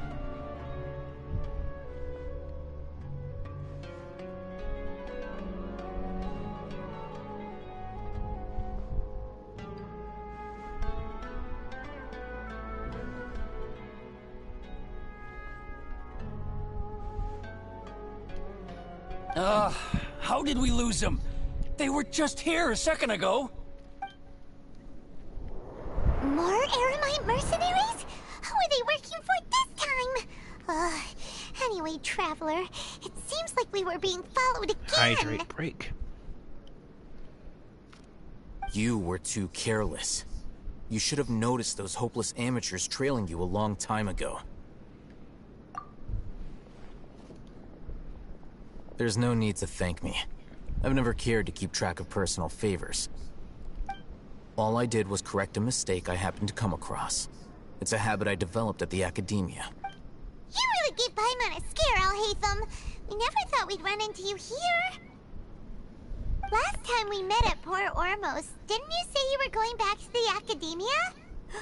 Wait, don't tell Paimon that you're here to take us back on their orders. Oh, so you've already landed yourselves on the Academia's hit list. I can't say that I didn't expect it. However, had I wished to turn you over to the Academia, don't you think you'd already be the Eremites' honored guests by now? Oh, right. You do have a point. I have no interest in running errands for that project. As a scholar, I've always belonged to the camp that promotes researcher autonomy. And these days, you're more fascinating than anything the sages can offer. Not quite. To tell you the truth, I'm still investigating the Divine Knowledge Capsule.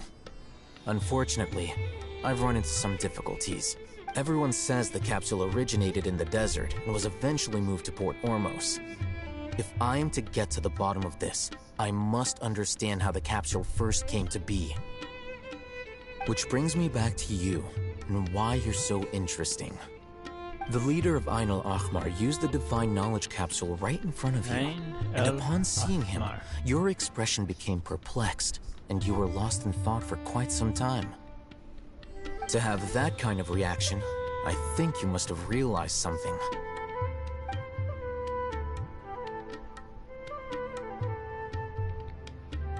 Al-Haytham, you really have a ridiculous eye for detail. What kind of person even notices or remembers stuff like that? So that's your answer. Well, I do work for the Academia after all. So considering that, it is indeed wise to keep your cards close to your chest. But that does prove you do have some undisclosed information about the Divine Knowledge Capsule. Am I right? No matter. Rather than simply learning the answers from you, I'd still prefer to investigate on my own. Speaking of, you two are also headed to the desert? That's right! We have the same plan as you! But we don't really have any concrete goals at the moment. Then I'd suggest starting with Aru Village. It's the largest settlement in the desert, so it'll probably have more resources and intel than anywhere else. Well, it's always better to travel with someone you know. Let's go!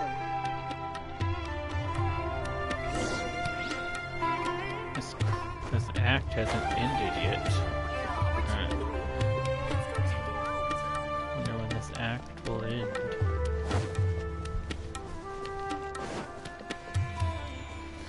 The desert. That I've already lit up. I had to light it up and explore for a little bit. Because why not? The sky gets a little weird here.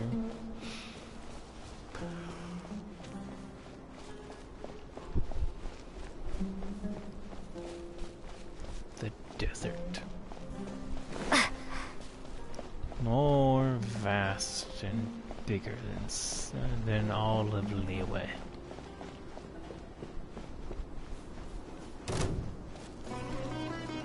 There's no way.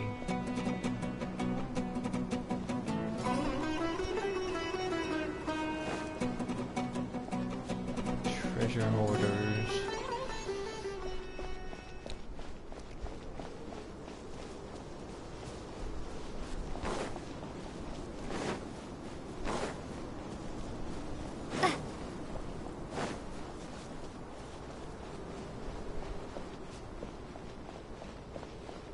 Aru Village.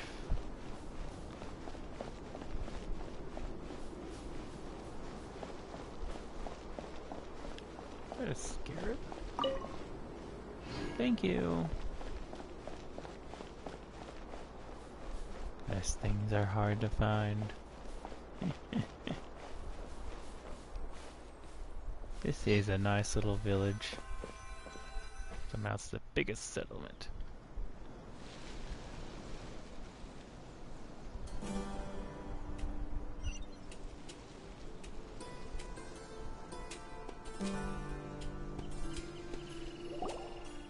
Before us lies Aru Village, the safe haven of the desert folk. Whoa, this landscape is really something else. What a cool place! Huh? Oh, okay. About to say that spooked me at the game. Oh, that's such a nice shot.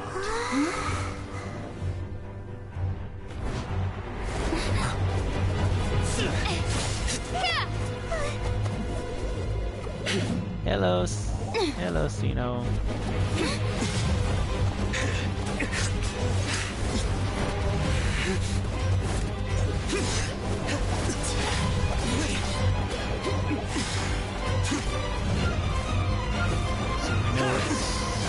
Weapon Al-Haytham uses. A Dendro sword. Sino.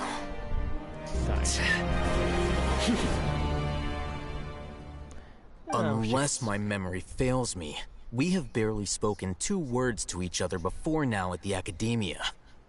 Would you care to enlighten me as to when and how I invited the General Mahamatra's wrath? Alhaitham, do not think you can escape my judgment just because you managed to escape my attack. Judgment? So that's how you'd characterize your actions here, is it? Or would elimination perhaps be a more accurate description? Had I used my full strength, not even this traveler would have been able to stop me. Though styled like an assassination, I sought only to ensure that my target would be unable to flee or resist. Standard practice for the Matra, as well. Seemed to me more like your own personal touch. Who is that, Alhaitham? Did you call him General Mahamatra? Yes. General Mahamatra Sino, head of all the Matra at the Academia. He's a formidable hunter, and the ultimate nightmare for any who have committed academic crimes. You seem to have placed a lot of trust in Alhaitham, to the point of blocking an attack for him. If I were you, I'd never choose to side with him. I wouldn't believe a single word that comes out of his mouth. I have been pursuing this scribe for a long time. I urge you, stand back and do not seek to defend him any longer. Otherwise, there will be consequences. Has Alhaitham done something wrong? Paimon doesn't think he's as bad as you've made him out to be. I won't waste my breath explaining things. Alhaitham, I saw it during our fight. Take it out. The divine knowledge capsule you're hiding on your person. Unless you want me to retrieve it for myself. Very perceptive of you. Nothing escapes a Matra's senses. So he's our Dendro sword user. Wait, the divine knowledge capsule? Didn't it fall into the Matra's hands in Port Ormos? No wonder you speak with such confidence, Sino. But I must admit, I'm very curious. What does this capsule mean to you? And why, as General Mahamatra of the Academia, are you all alone in the desert? As far as I'm aware, the other Matra have been speculating about your disappearance. Have you been given a mission that's, let's say, morally dubious? If I was the real target of your mission, what was stopping you from simply using your authority and resources to judge me within the walls of the Academia? I should have known you'd be difficult to deal with. You two? Ugh! What should we do, Traveler? Paimon feels like we can't trust either of them. They're both so cool. Ahem. Well, look at you Damn. two, acting all tough and self-righteous over there. Wait, Dia? Great! Finally, someone that we can trust! You gotta help us out here, otherwise these two are gonna start fighting again! Yeah, sure looks that way. 2 giants from the Academia duking it out once and for all. Not something you get to see every day. Listen, I know you academic types love to fill up your big brains with self-righteous morality and lord your empty rules and virtues over each other.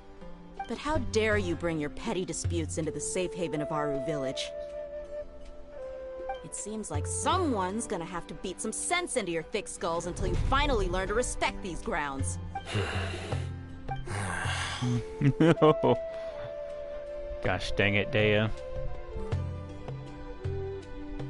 Hey, did either of you hear a word I just said? Wind! Woo! Whoa, what's going on? The wind's so strong! Is this a sandstorm? Paimon's gonna get blown away! Another sandstorm? What's up with these recently? Hey!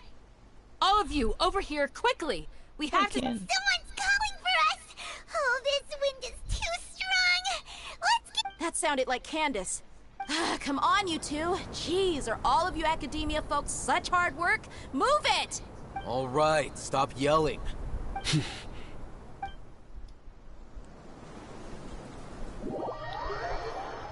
Leveling up the desert.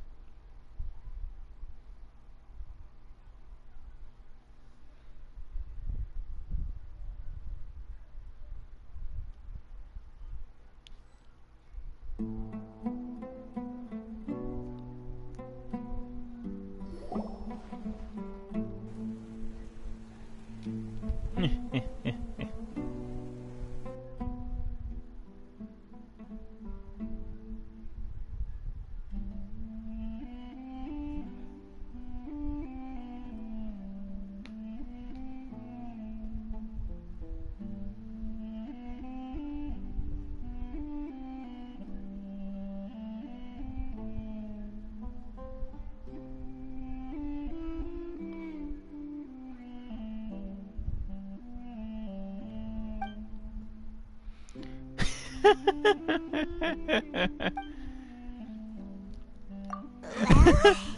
this is pretty awkward. That's why it's hilarious, Paimon. Hey, wanna play sardines with 3 people who wanna tear each other limb from limb? Sure, why not? Sounds fun. The air is so thick and heavy. Paimon can hardly keep floating anymore. My sincere apologies, everyone. This is the home of our village chief. I will have to ask you to make do with this small room until the sandstorm dies down. Hello, Candace. Please, let me introduce myself. I am Candace, protector of Aru Village. Our savior has I've come at heard last. her voice lines because I pulled her. She sounds like a mom. Nice to meet you, Candace. The name's Paimon. Thank you so much for helping us.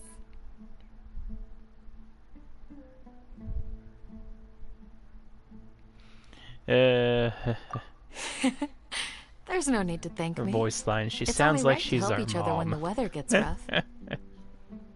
Wow, she's so gentle and caring, like a nice older sister. Unlike those guys over there. An older sister or a mom. It's one of the two. All right. Now that we're all better acquainted, we should return to the topic at hand. As a guardian charged with the responsibility to protect my fellow villagers from harm, I was observing your conflict from afar, even before the sandstorm started. And now that you have set foot within our village itself, it is all the more my responsibility to make absolutely sure that you pose no threat whatsoever to us. So please, have an honest and sincere conversation with one another, and put your hostile feelings to rest. If anyone dares to start anything again while they are under this roof, I will not hesitate to send them out for some quality time with the creatures of the sandstorm. Oh, on second thought, Paimon may have misjudged Candace's character. And that goes for you too, Miss Dia. Do I make myself clear? All Dia, right, we Dia. got it, Candace. That's what I like to hear. So, which of you will begin? I was supposed to be a mediator, but I might have gotten a little too involved just now. Anyway, one of those two should probably start talking. Wait, that was you trying to be a mediator? I have nothing to hide, so there's no shame in explaining myself. While Alhaitham wasn't wrong about the other Matra not knowing my whereabouts, it's not because I've been assigned a morally dubious mission. Rather, I've chosen to exile myself. Huh? Exile yourself? A little while ago, I discovered that there was data missing in the Academia's project planning and development files. What little they did report clearly did not match the project's actual progress. As General Mahamatra, I had the responsibility and authority to request an audit. However, to my surprise, the person responsible for the erroneous data was none other than Grand Sage Azar himself. I tried to investigate the issue myself before submitting a formal audit request, but I soon found that all leads and potential pieces of incriminating evidence were carefully concealed from me. I began to realize that they were cautious of me from the very beginning. Unsurprisingly, the Grand Sage rejected my audit request as soon as the submission reached his desk. He even said to me, "The power of the General Mahamatra is granted by the sages. You have no right to judge us." So they really are up to no good.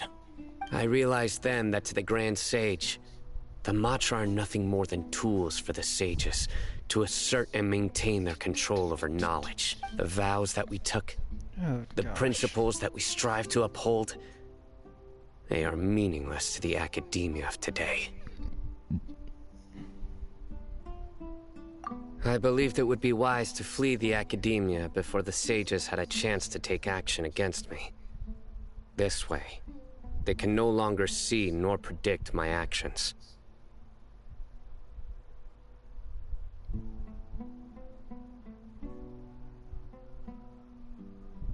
I will never give up on this investigation.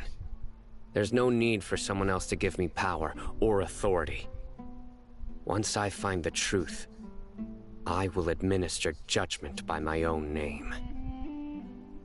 Sino seems to have the same goal as us. We're all investigating the sages. Plus, now that he's no longer the General Mahamatra, he somehow feels a lot less scary. Well, Sino, if that's your story, then why did you see Alhaitham as a target? When I was investigating the matter in the academia, I overheard a conversation between Alhaitham and a sage. The sages asked you to investigate a blonde-haired traveler. Do you dispute this, Alhaitham?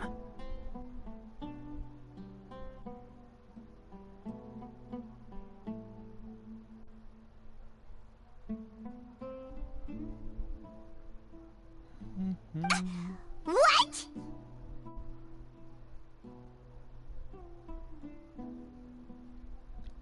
Like many parts of the project, this assignment was undocumented. Now throw in your suspicious behavior with the Divine Knowledge Capsule, and I think we deserve an explanation. Yes. I was indeed tasked with investigating the Traveler. Alhaitham! After all, the promised reward was so great that hardly any scholar could have refused. The sage told me, once you've completed this assignment, I can give you a glimpse of divine knowledge. A most enticing offer. Unfortunately, those academics don't know me at all. Their words contained one key piece of information, namely that divine knowledge indeed exists. That gave me all I needed to know. From my perspective, the sages are far from trustworthy. Think about it. Isn't it a little strange they're so willing to share divine knowledge with anyone, even as a reward?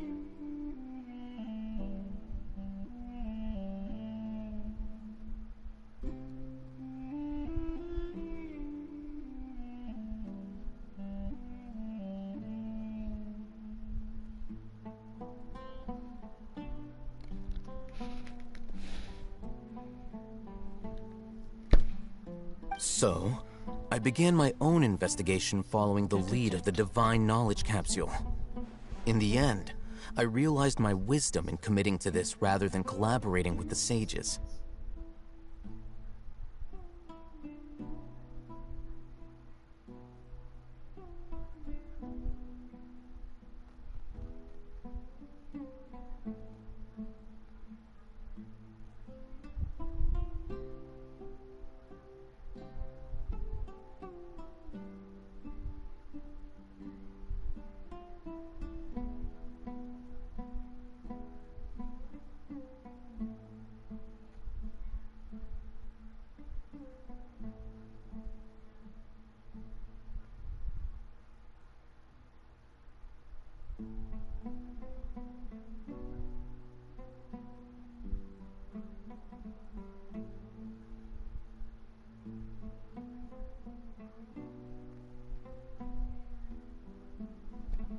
Had I been less guarded, I probably would have ended up like that Ain al-Ahmar mercenary, incapable of remaining sane for long enough to hold a conversation.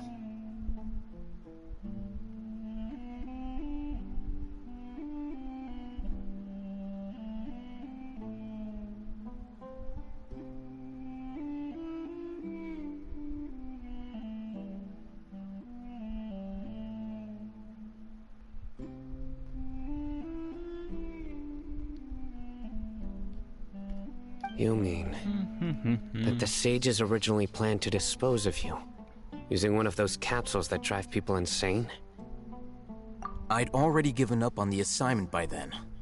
I only told the Academia I was waiting in Port Ormos for you to appear so they wouldn't suspect anything. So it came as quite a surprise when I encountered my erstwhile target while investigating the Divine Knowledge Capsule.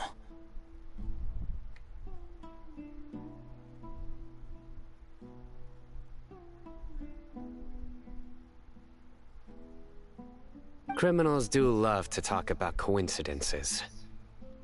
Even though I ran into the Traveler by chance, I had no intention of providing assistance to the Academia. Also, you should remember, you were the ones who decided to follow me and strike up a conversation after I left that tavern. That's true. Alhaitham helped us out at Caravan Rebat as well. Maybe he's telling the truth. I'm willing to apologize, if that's worth anything to you. I took the Divine Knowledge Capsule behind your back because I judged its existence to be a significant risk. I felt that it would be best for no one to interact with it before it had been properly studied. After all, curiosity often proves to be the most dangerous thing in this land. You should be well aware, Scribe Alhaitham, that curiosity can also lead you to danger and suspicion. Answer me this. Did the sages share any information about their project with you?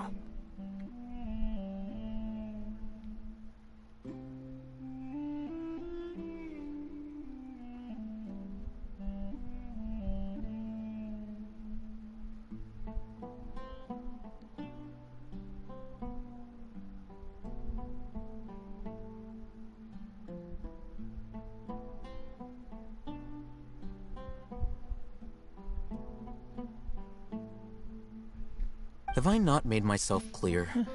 You and I are both distrusted by the Academia. Do you really think they would tell me anything? Fine.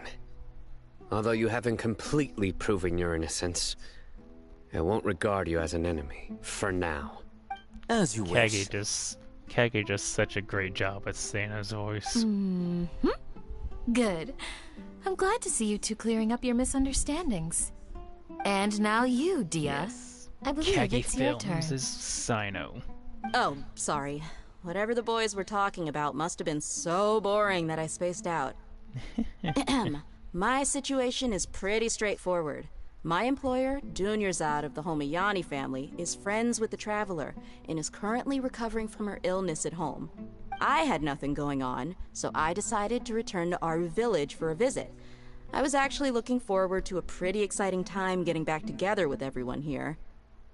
But then I saw these two random guys in the middle of a pointless argument. It ticked me off, and things went downhill from there.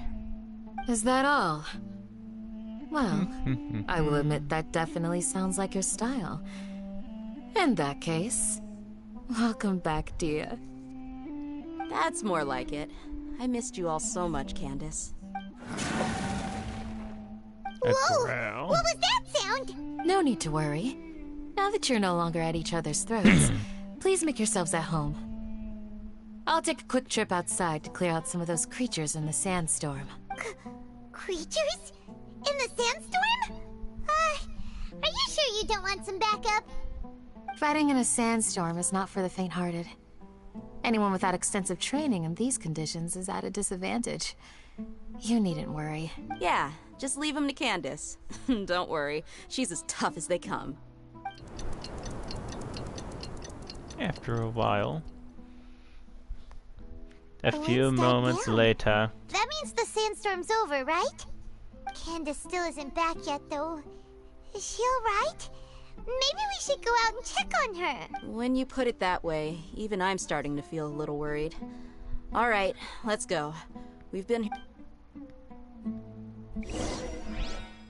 How much longer is this act? Huh.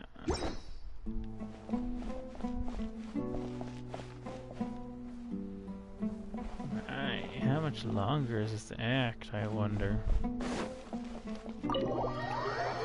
I still got Act 4 to do.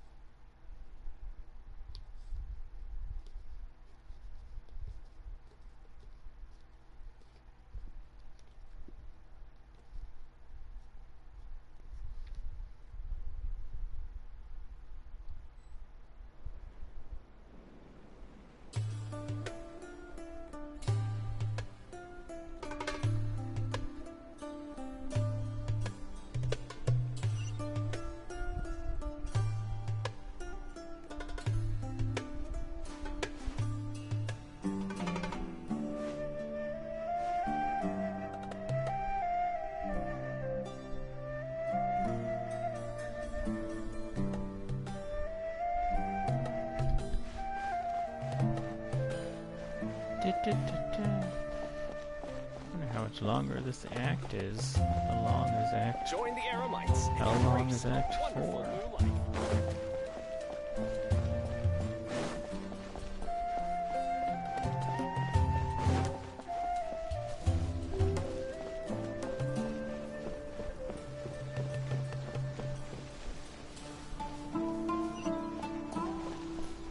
Rift Towns. How long is Rift Town? How does Rift Towns get all the way out here? Ooh, Candace, you're still fighting? You've been out here dealing with these creatures the entire time? Yes. They just keep coming in waves. I've lost count of how many I've defeated. Before I realized it, even the sandstorm had stopped. Here comes another wave! Leave this round to us. I got interrupted earlier, but now I have something to take my anger out on. It's been quite a while since I've seen the Flame Mane in action. I'll be sure to put on a good show. Let's go!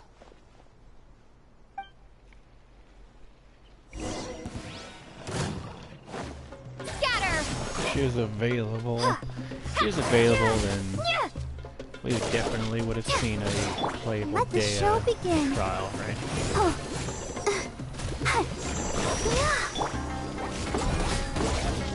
Rift Town.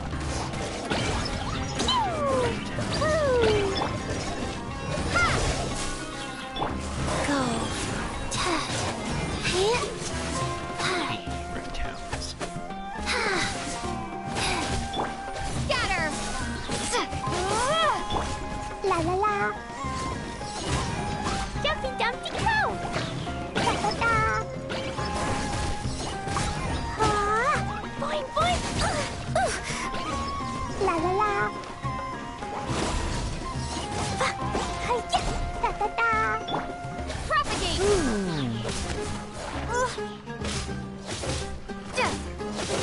Level 90. Come on! We can do it! I'll protect us!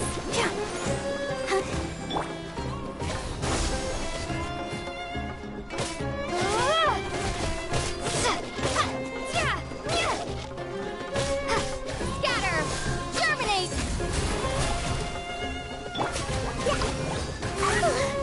Here comes another wave!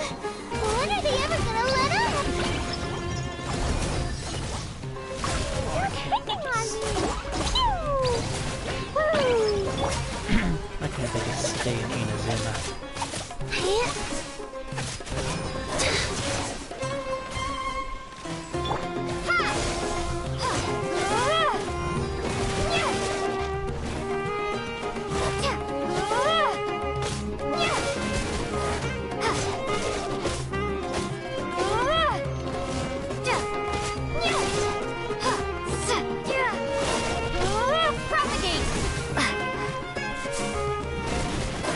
Life goes on.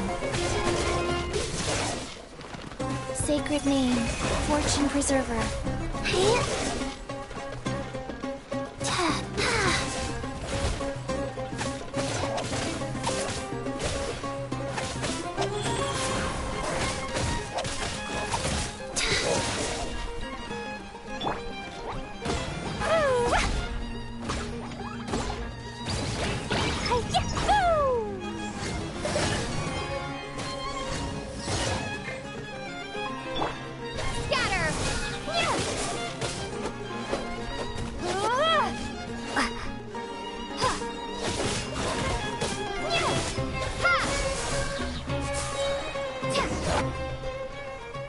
Dang.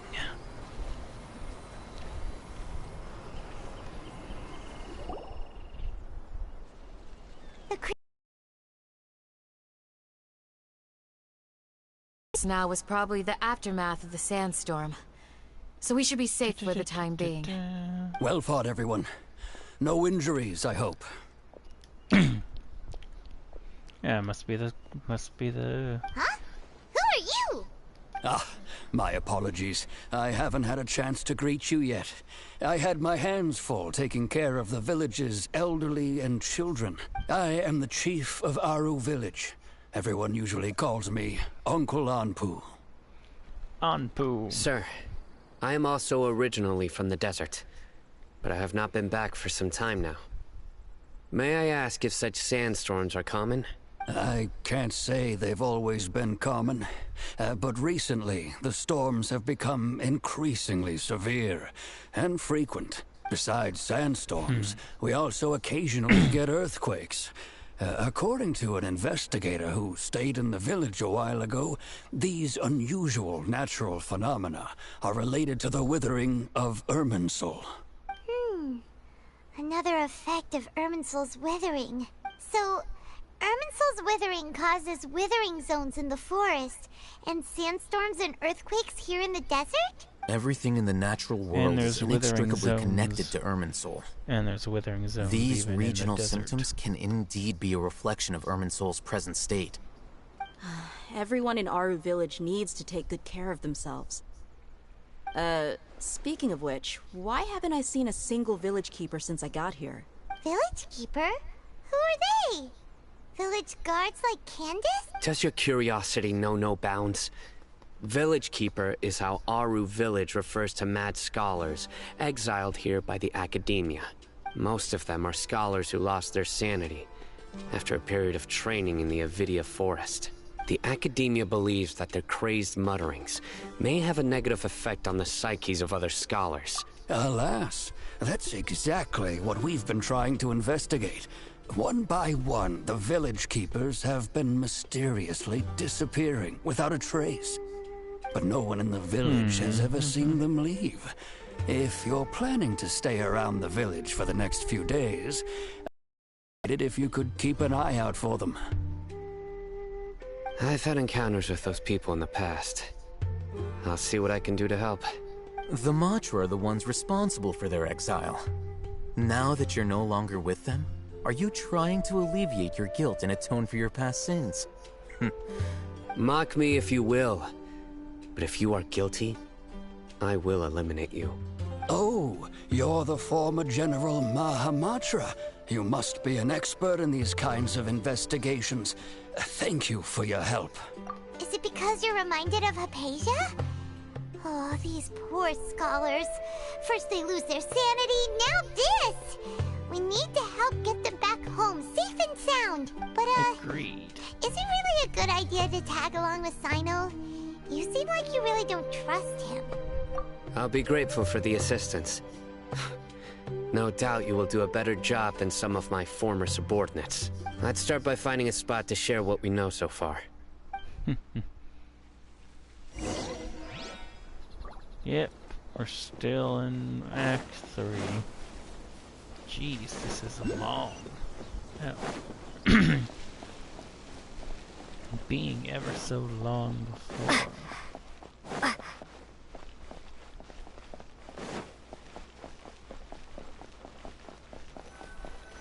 Gonna sprint to places now.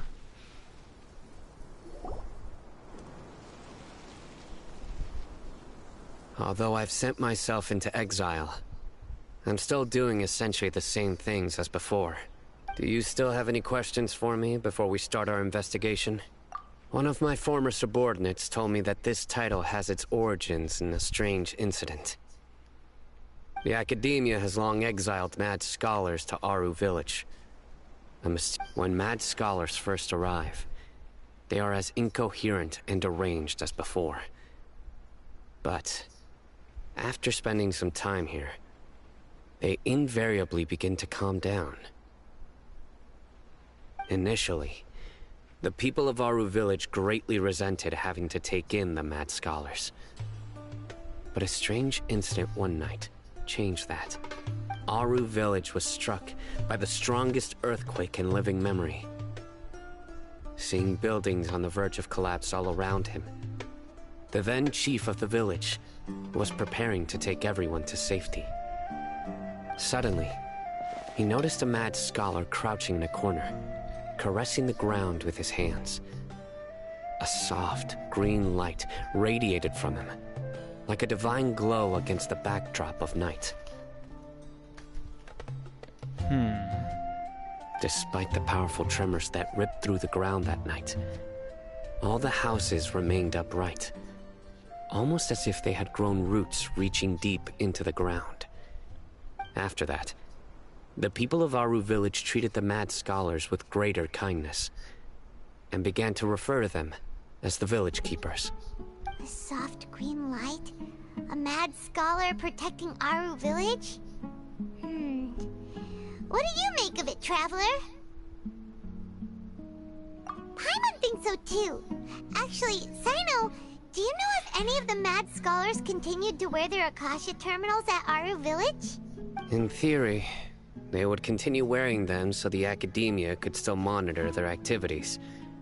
With that said, the main Akasha system would no longer have any interaction with them. Oh, no wonder! Everything makes sense then! Add in the fact that they calmed down, it was probably Nahida who calmed them. If you are able to draw a conclusion from this one story alone, then it appears you possess much more information than I do. So, what do you make of the story?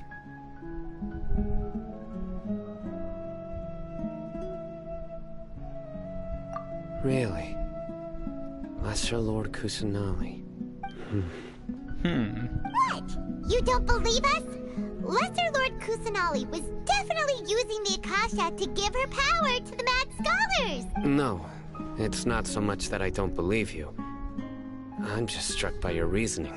Lesser Lord Kusanali, the current Dendro Archon. Is she really active in Sumeru?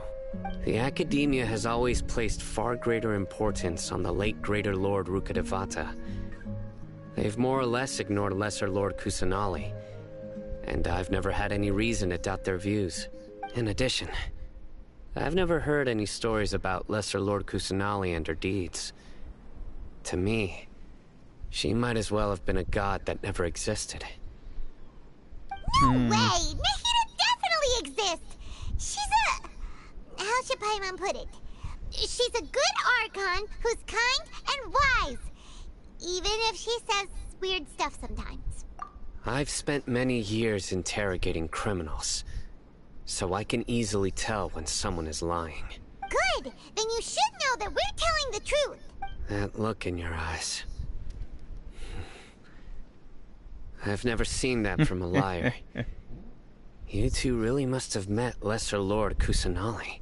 How can this be? Kusanali. To think, our Archon has been amongst us this entire time.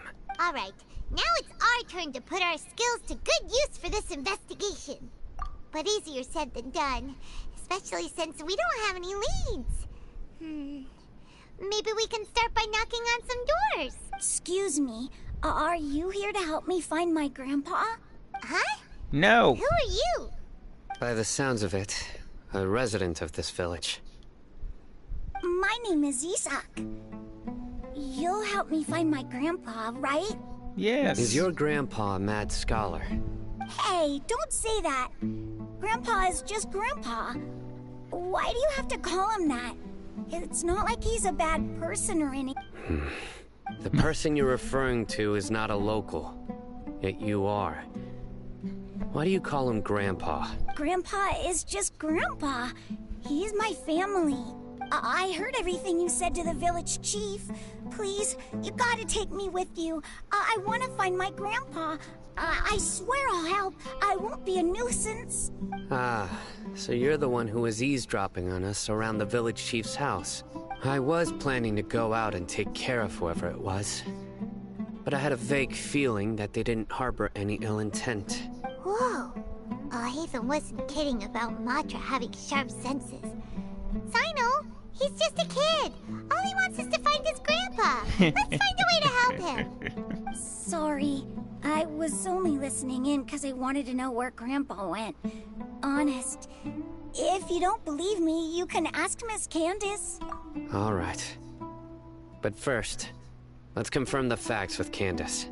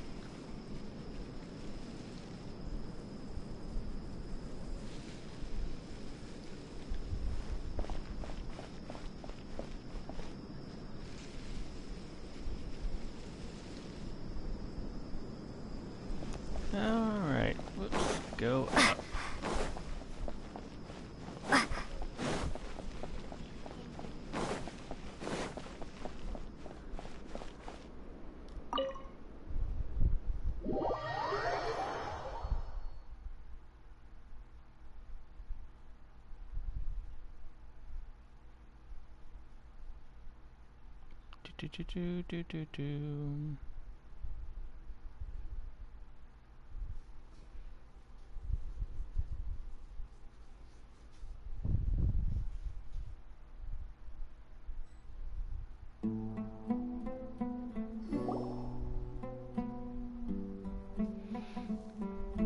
Sino is super vigilant.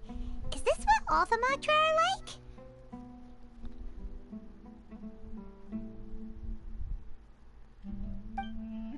Ah, you're back already. We just wanted to confirm something with you. Do you know a boy by the name of Isak? I had a feeling he'd go looking for you. Huh? You knew this would happen? Yes. Although he tried his best to stay hidden, I still noticed him eavesdropping outside the window. He really wants to get his grandfather back. Isak's parents were both Aramite mercenaries who rarely returned to the village after finding employment in the city. He was raised by his grandfather. Unfortunately, it was only a few years before his grandpa passed away.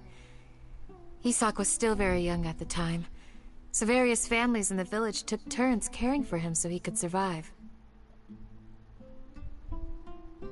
Later, an elderly mad scholar arrived at the village. Isak thought the scholar bore a striking resemblance to his grandfather, and thus often spied on the man.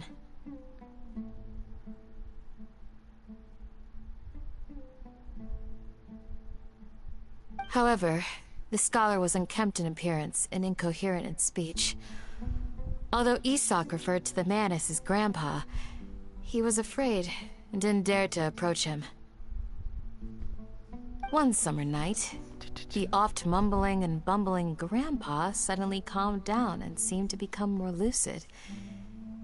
He even noticed Isak hiding in the distance. So Grandpa walked up to Isak and patted him on the head. He even took Isak to the entrance of the village, where he patiently taught the boy the names of the stars, and accompanied Isak until he fell asleep. The next morning, Isak woke up and wanted to go find his grandpa again, only to realize his grandpa no longer recognized him. However, even so, Grandpa retained his calm expression.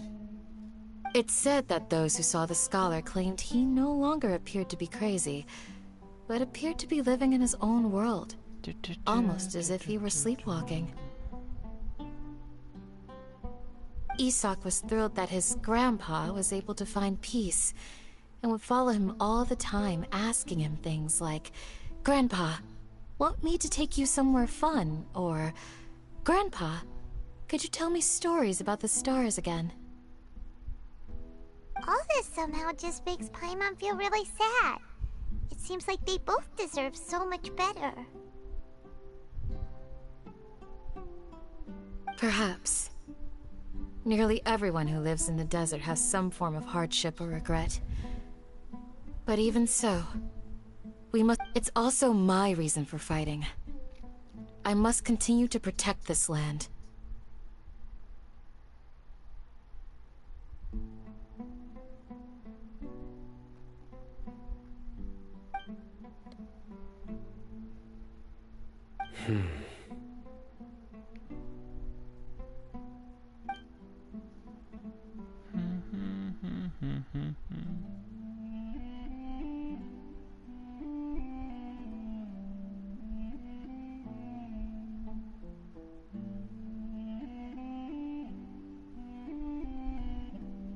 Maybe the people have always had a considerate god watching over them.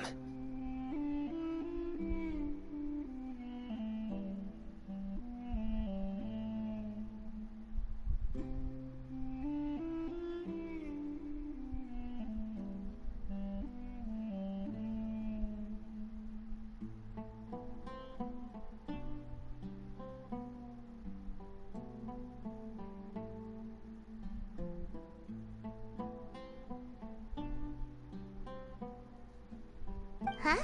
What did you say, Sino?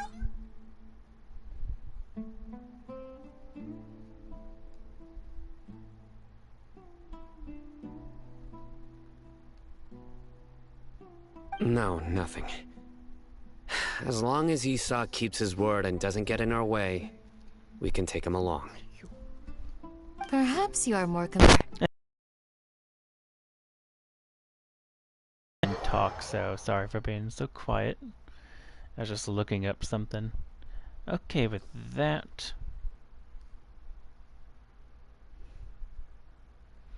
that should be the ending of that act. And I'm going to keep going.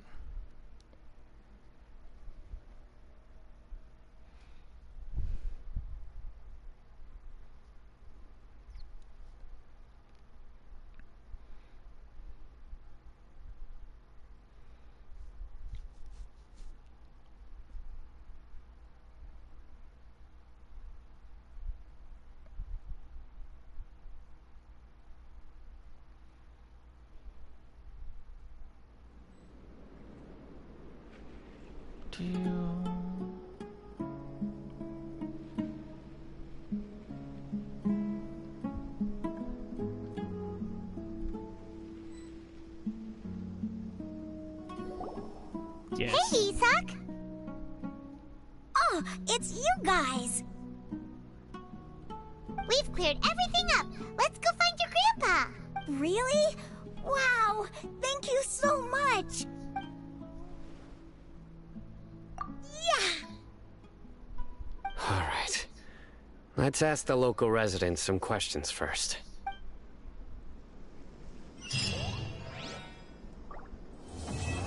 Chapter 3, Act 3. Dreams, emptiness, deception.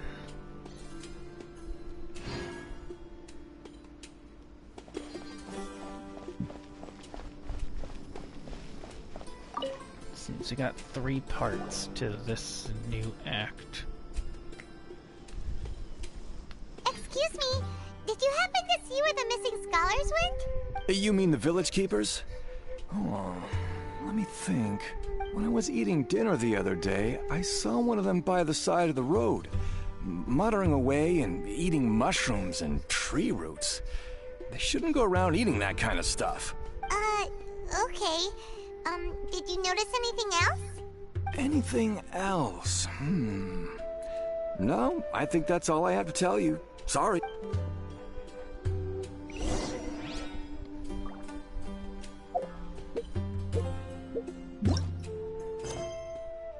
Act 4.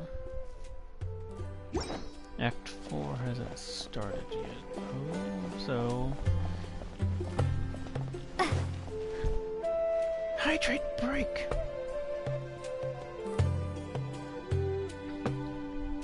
Hehe.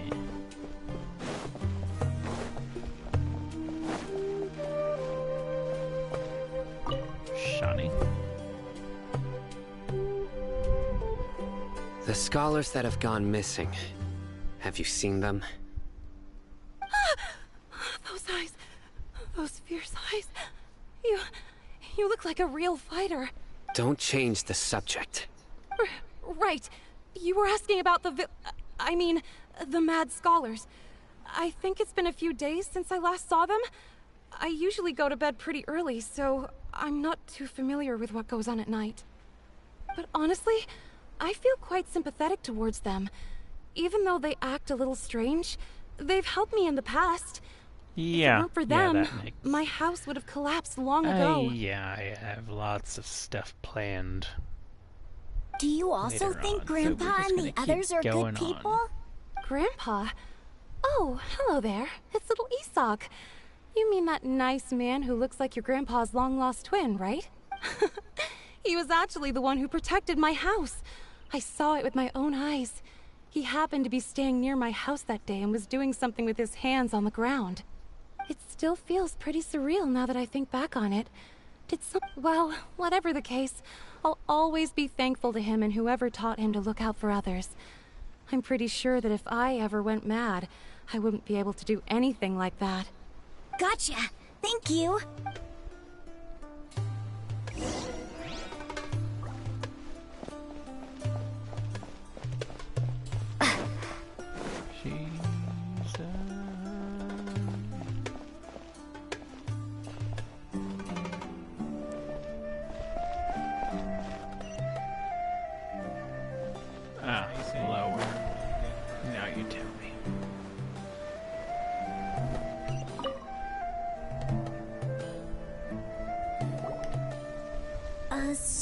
Have you seen my grandpa recently?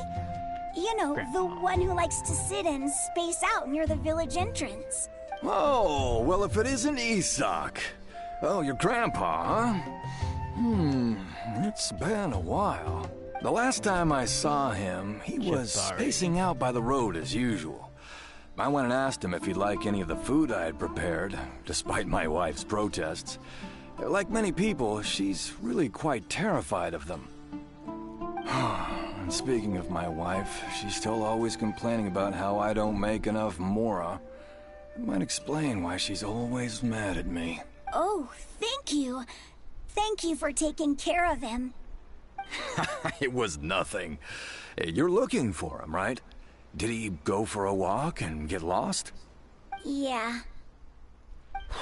That's no good. Well, once you found him, come by my place again and I'll cook a little something for the both of you. I've known you since you were very young. So as far as I'm concerned, you're family. Please feel free to come by anytime. Wow, what a nice guy! I was just about to say that, Paimon. Okay, thank you, sir. Huh? Don't say anything for now. Isak, stay here. Let's head over there.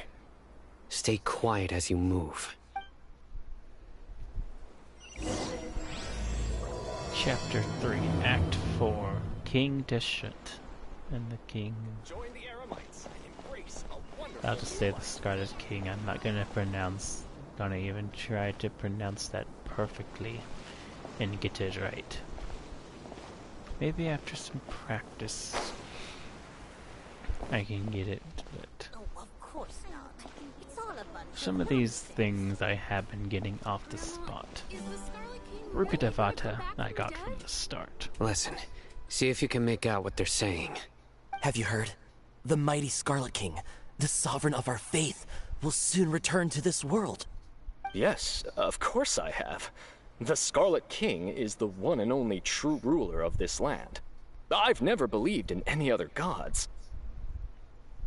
Still, you say he's coming back, but it sure doesn't feel like life's about to change around here anytime soon. Haven't you noticed? The village has been getting more deranged scholars than ever.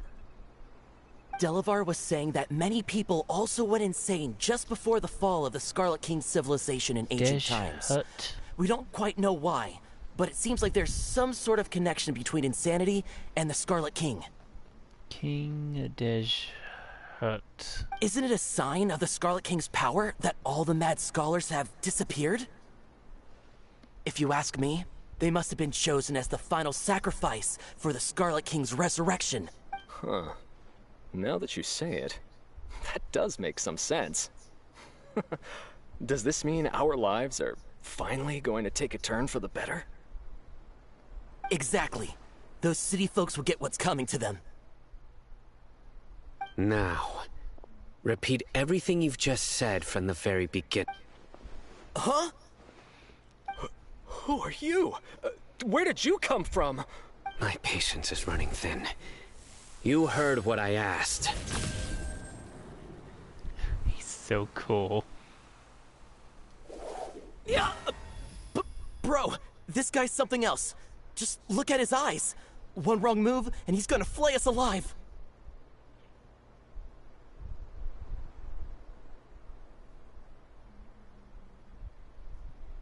Let's not get on his bad side, okay? I am no match for this guy. Oh, okay, good sir. What is it you would like to know? Tell me about the Scarlet King's resurrection. Well, I only know a few things from hearsay. I went for a drink the other day and heard others talking about a rumor that the madmen will disappear and that the Scarlet King will return to this land. I'm not making this up, I swear! Hey, go on, keep talking. It's true. It's all true, sir. We desert folk have had more than enough of those people at the academia. They keep sending us all their mad scholars and won't let us have a good life. Would you want to live like this if you were in our place? The radicals were even more thrilled than me when they heard the news. We're all praying for the Scarlet King's speedy return. Delavar also said that once the Scarlet King returns to our side, it's only a matter of time before we conquer the land on the other side of the wall. They're all willing to serve under the Scarlet King and fight for a share of the glory. Is that so? Seems like he still wants to know more. Keep talking. Got it. At first, I told myself it was just the drink talking, but then all the mad scholars vanished without a trace, just as the rumors said. Please, don't beat me up just for mentioning these rumors. If I'm guilty, then everyone else around here is also guilty. I'm just saying what the others said. The people here really like the Scarlet King, but dislike the Dendro Archon. Where is this radical person you talked about? I haven't run into him over the past few days, so he probably hasn't been around the village. What about you, man? Have you seen him at all? No, not at all. We wouldn't dare lie to you. He's really not here right now. Sounds like you're not too close with the radicals. No, of course not. All we know are their names. I have many ways to stop you from talking, and many others to stop you from sending warning messages. So you'd best just stay home and hope I don't hear of you trying to contact anybody. Don't do anything until I've gotten to the bottom of this. Try something foolish, and even Candace won't be able to protect you. Yes, got it. We'll do just as you say. There's that line I've been waiting for.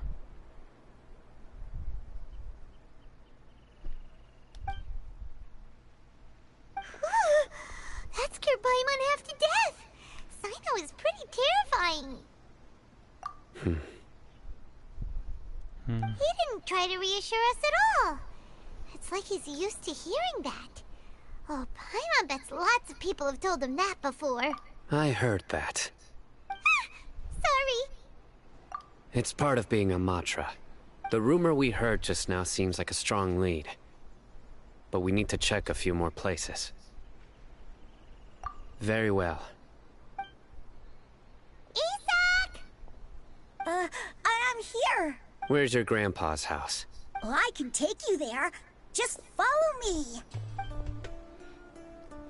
Alright, I'm gonna go get my snack and then...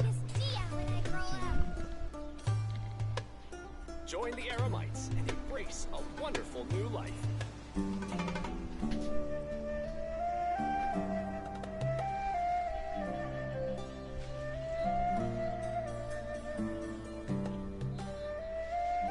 I hope I can be as cool as Candace one day.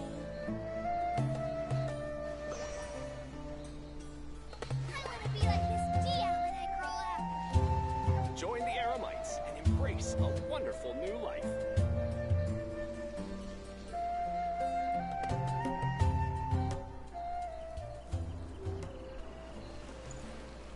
I hope I can be as cool as Candace one day.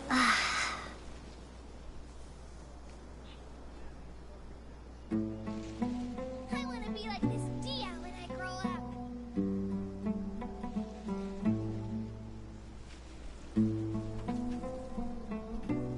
Join the Eremites and embrace a wonderful new life.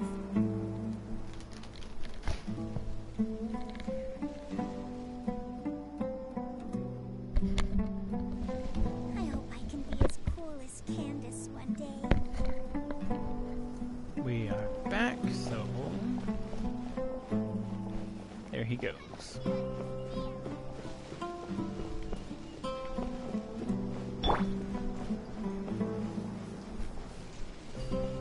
Grandpa? Oh, he likes to be alone. Sometimes he stares at the sky in a daze, and other times he just pokes at the ground with his fingers. Every now and then, he yells out at the top of his lungs, so a lot of people are really scared of him.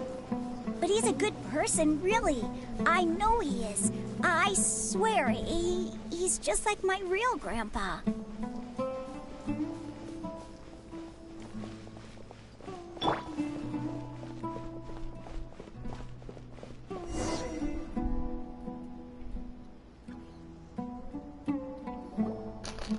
Well, this is where Grandpa usually stays. Silently... Open.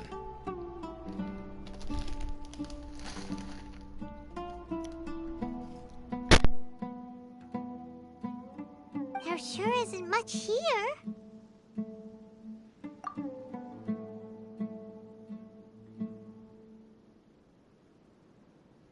No.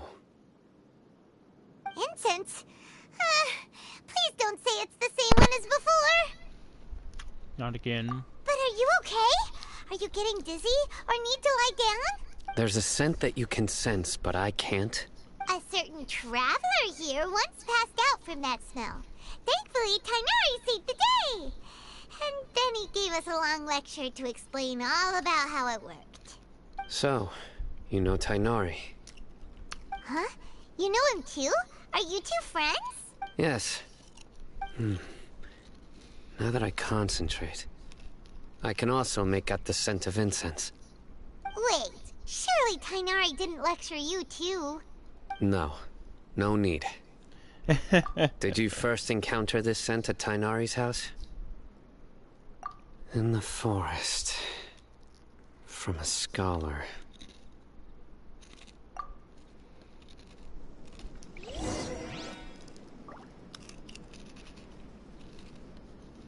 Wow, look at him go. That's cool seeing him walk around. Oh, where did Grandpa go? Please. Don't worry. That's so cool seeing him walk around.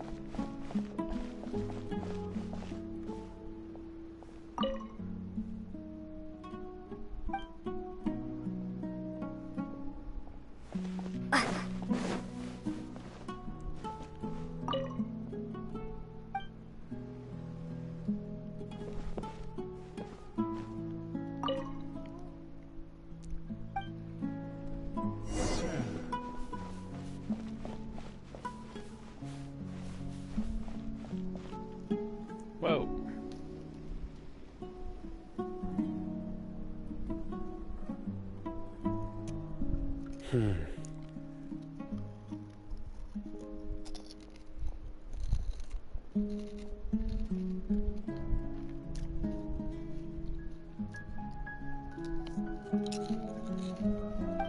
What are you looking for, Sino? Here it is. Take a look right here. Footprints. Paimon doesn't see anything. Although the traces have been completely buried in the sand, there are footprints here. From the size and shape, they belong to an adult male. This pattern is a common one from this area. Local shoes. This was probably someone from the village. The scent is quite faint, but still extant. The footprints... But who would come looking for Grandpa? He doesn't have any friends. We'd have to ask whoever lured him away with the incense. Huh? So you can lure someone away with just a scent? Hey! What's wrong with liking good food? Everyone's got something they love in life. Exactly. Most scholars are fond of incense, since the smell supposedly helps them clear their minds and discover new knowledge. Even deep within the clutches of madness, they still yearn for their knowledge-seeking days, and will follow the scent whenever it presents itself. No, Grandpa. So, someone's taking advantage of their weakness? Huh. Still, why would anyone want to abduct all the scholars? Are the rumors really true? Could the disappearance of all the mad scholars have something to do with the radicals? It's highly likely. Please, you have to save my Grandpa. Grandpa's never done anything wrong. Please help him. Sounds like we'd better help get him back. Don't you worry, Isak. We won't let whoever took him get away with it. Oops.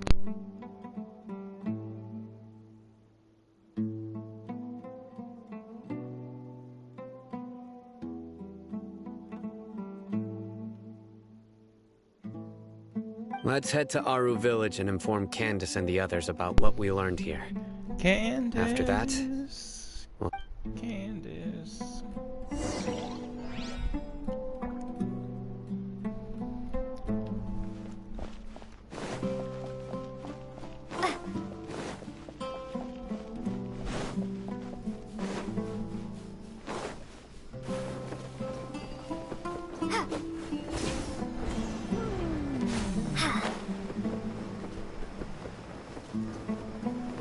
No, Polly.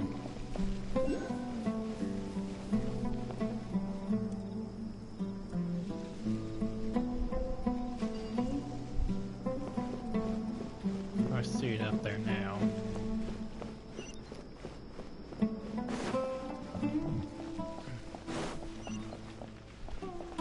That's where you were hiding from me.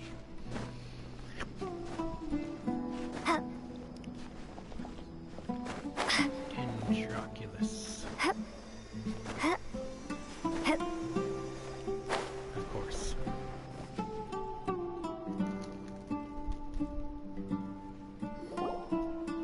Right. The darker fabric definitely looks a lot better. That'd be my— We're back, Candace! We've got a lot to tell you. Ah, welcome back. Sounds like everyone's friends already. Oh, Dia's here too! You bet. So, everything goes smoothly? Reasonably. Alhaitham didn't go with you? We haven't seen him at all. Huh. I saw him around the village entrance earlier and figured he was investigating with you. I guess he must have gone off on his own. Did you find out anything useful? Yes. I see. So someone used a kind of incense to lead the exiled scholars away from the village.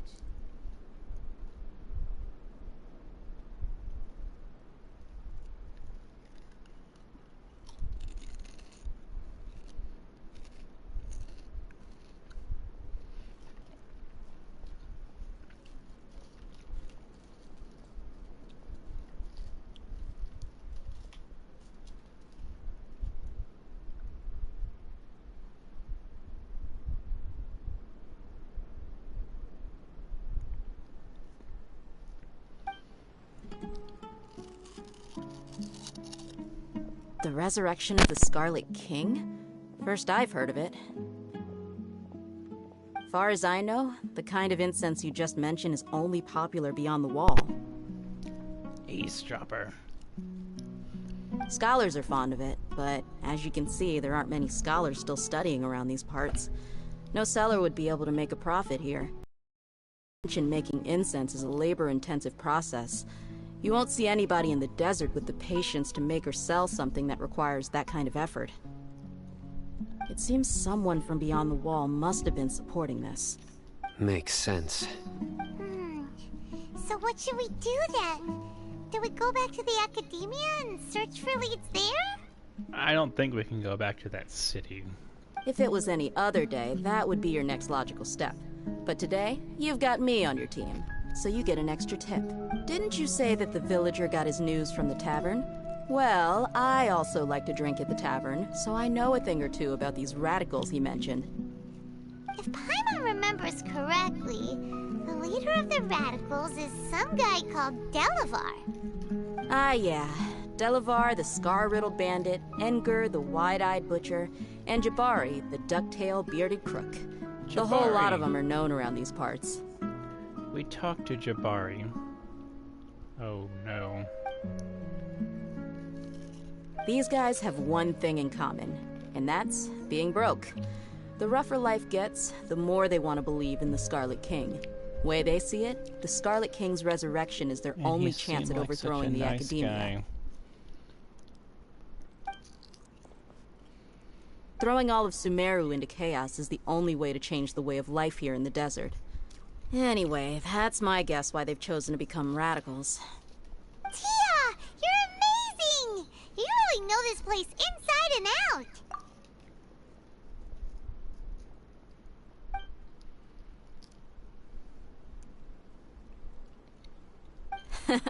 No merc can afford to slack off on gathering intelligence.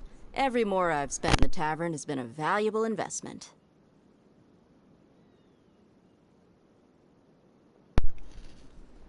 Let's head out. Now hold on, you're staying right here, Sino. Why?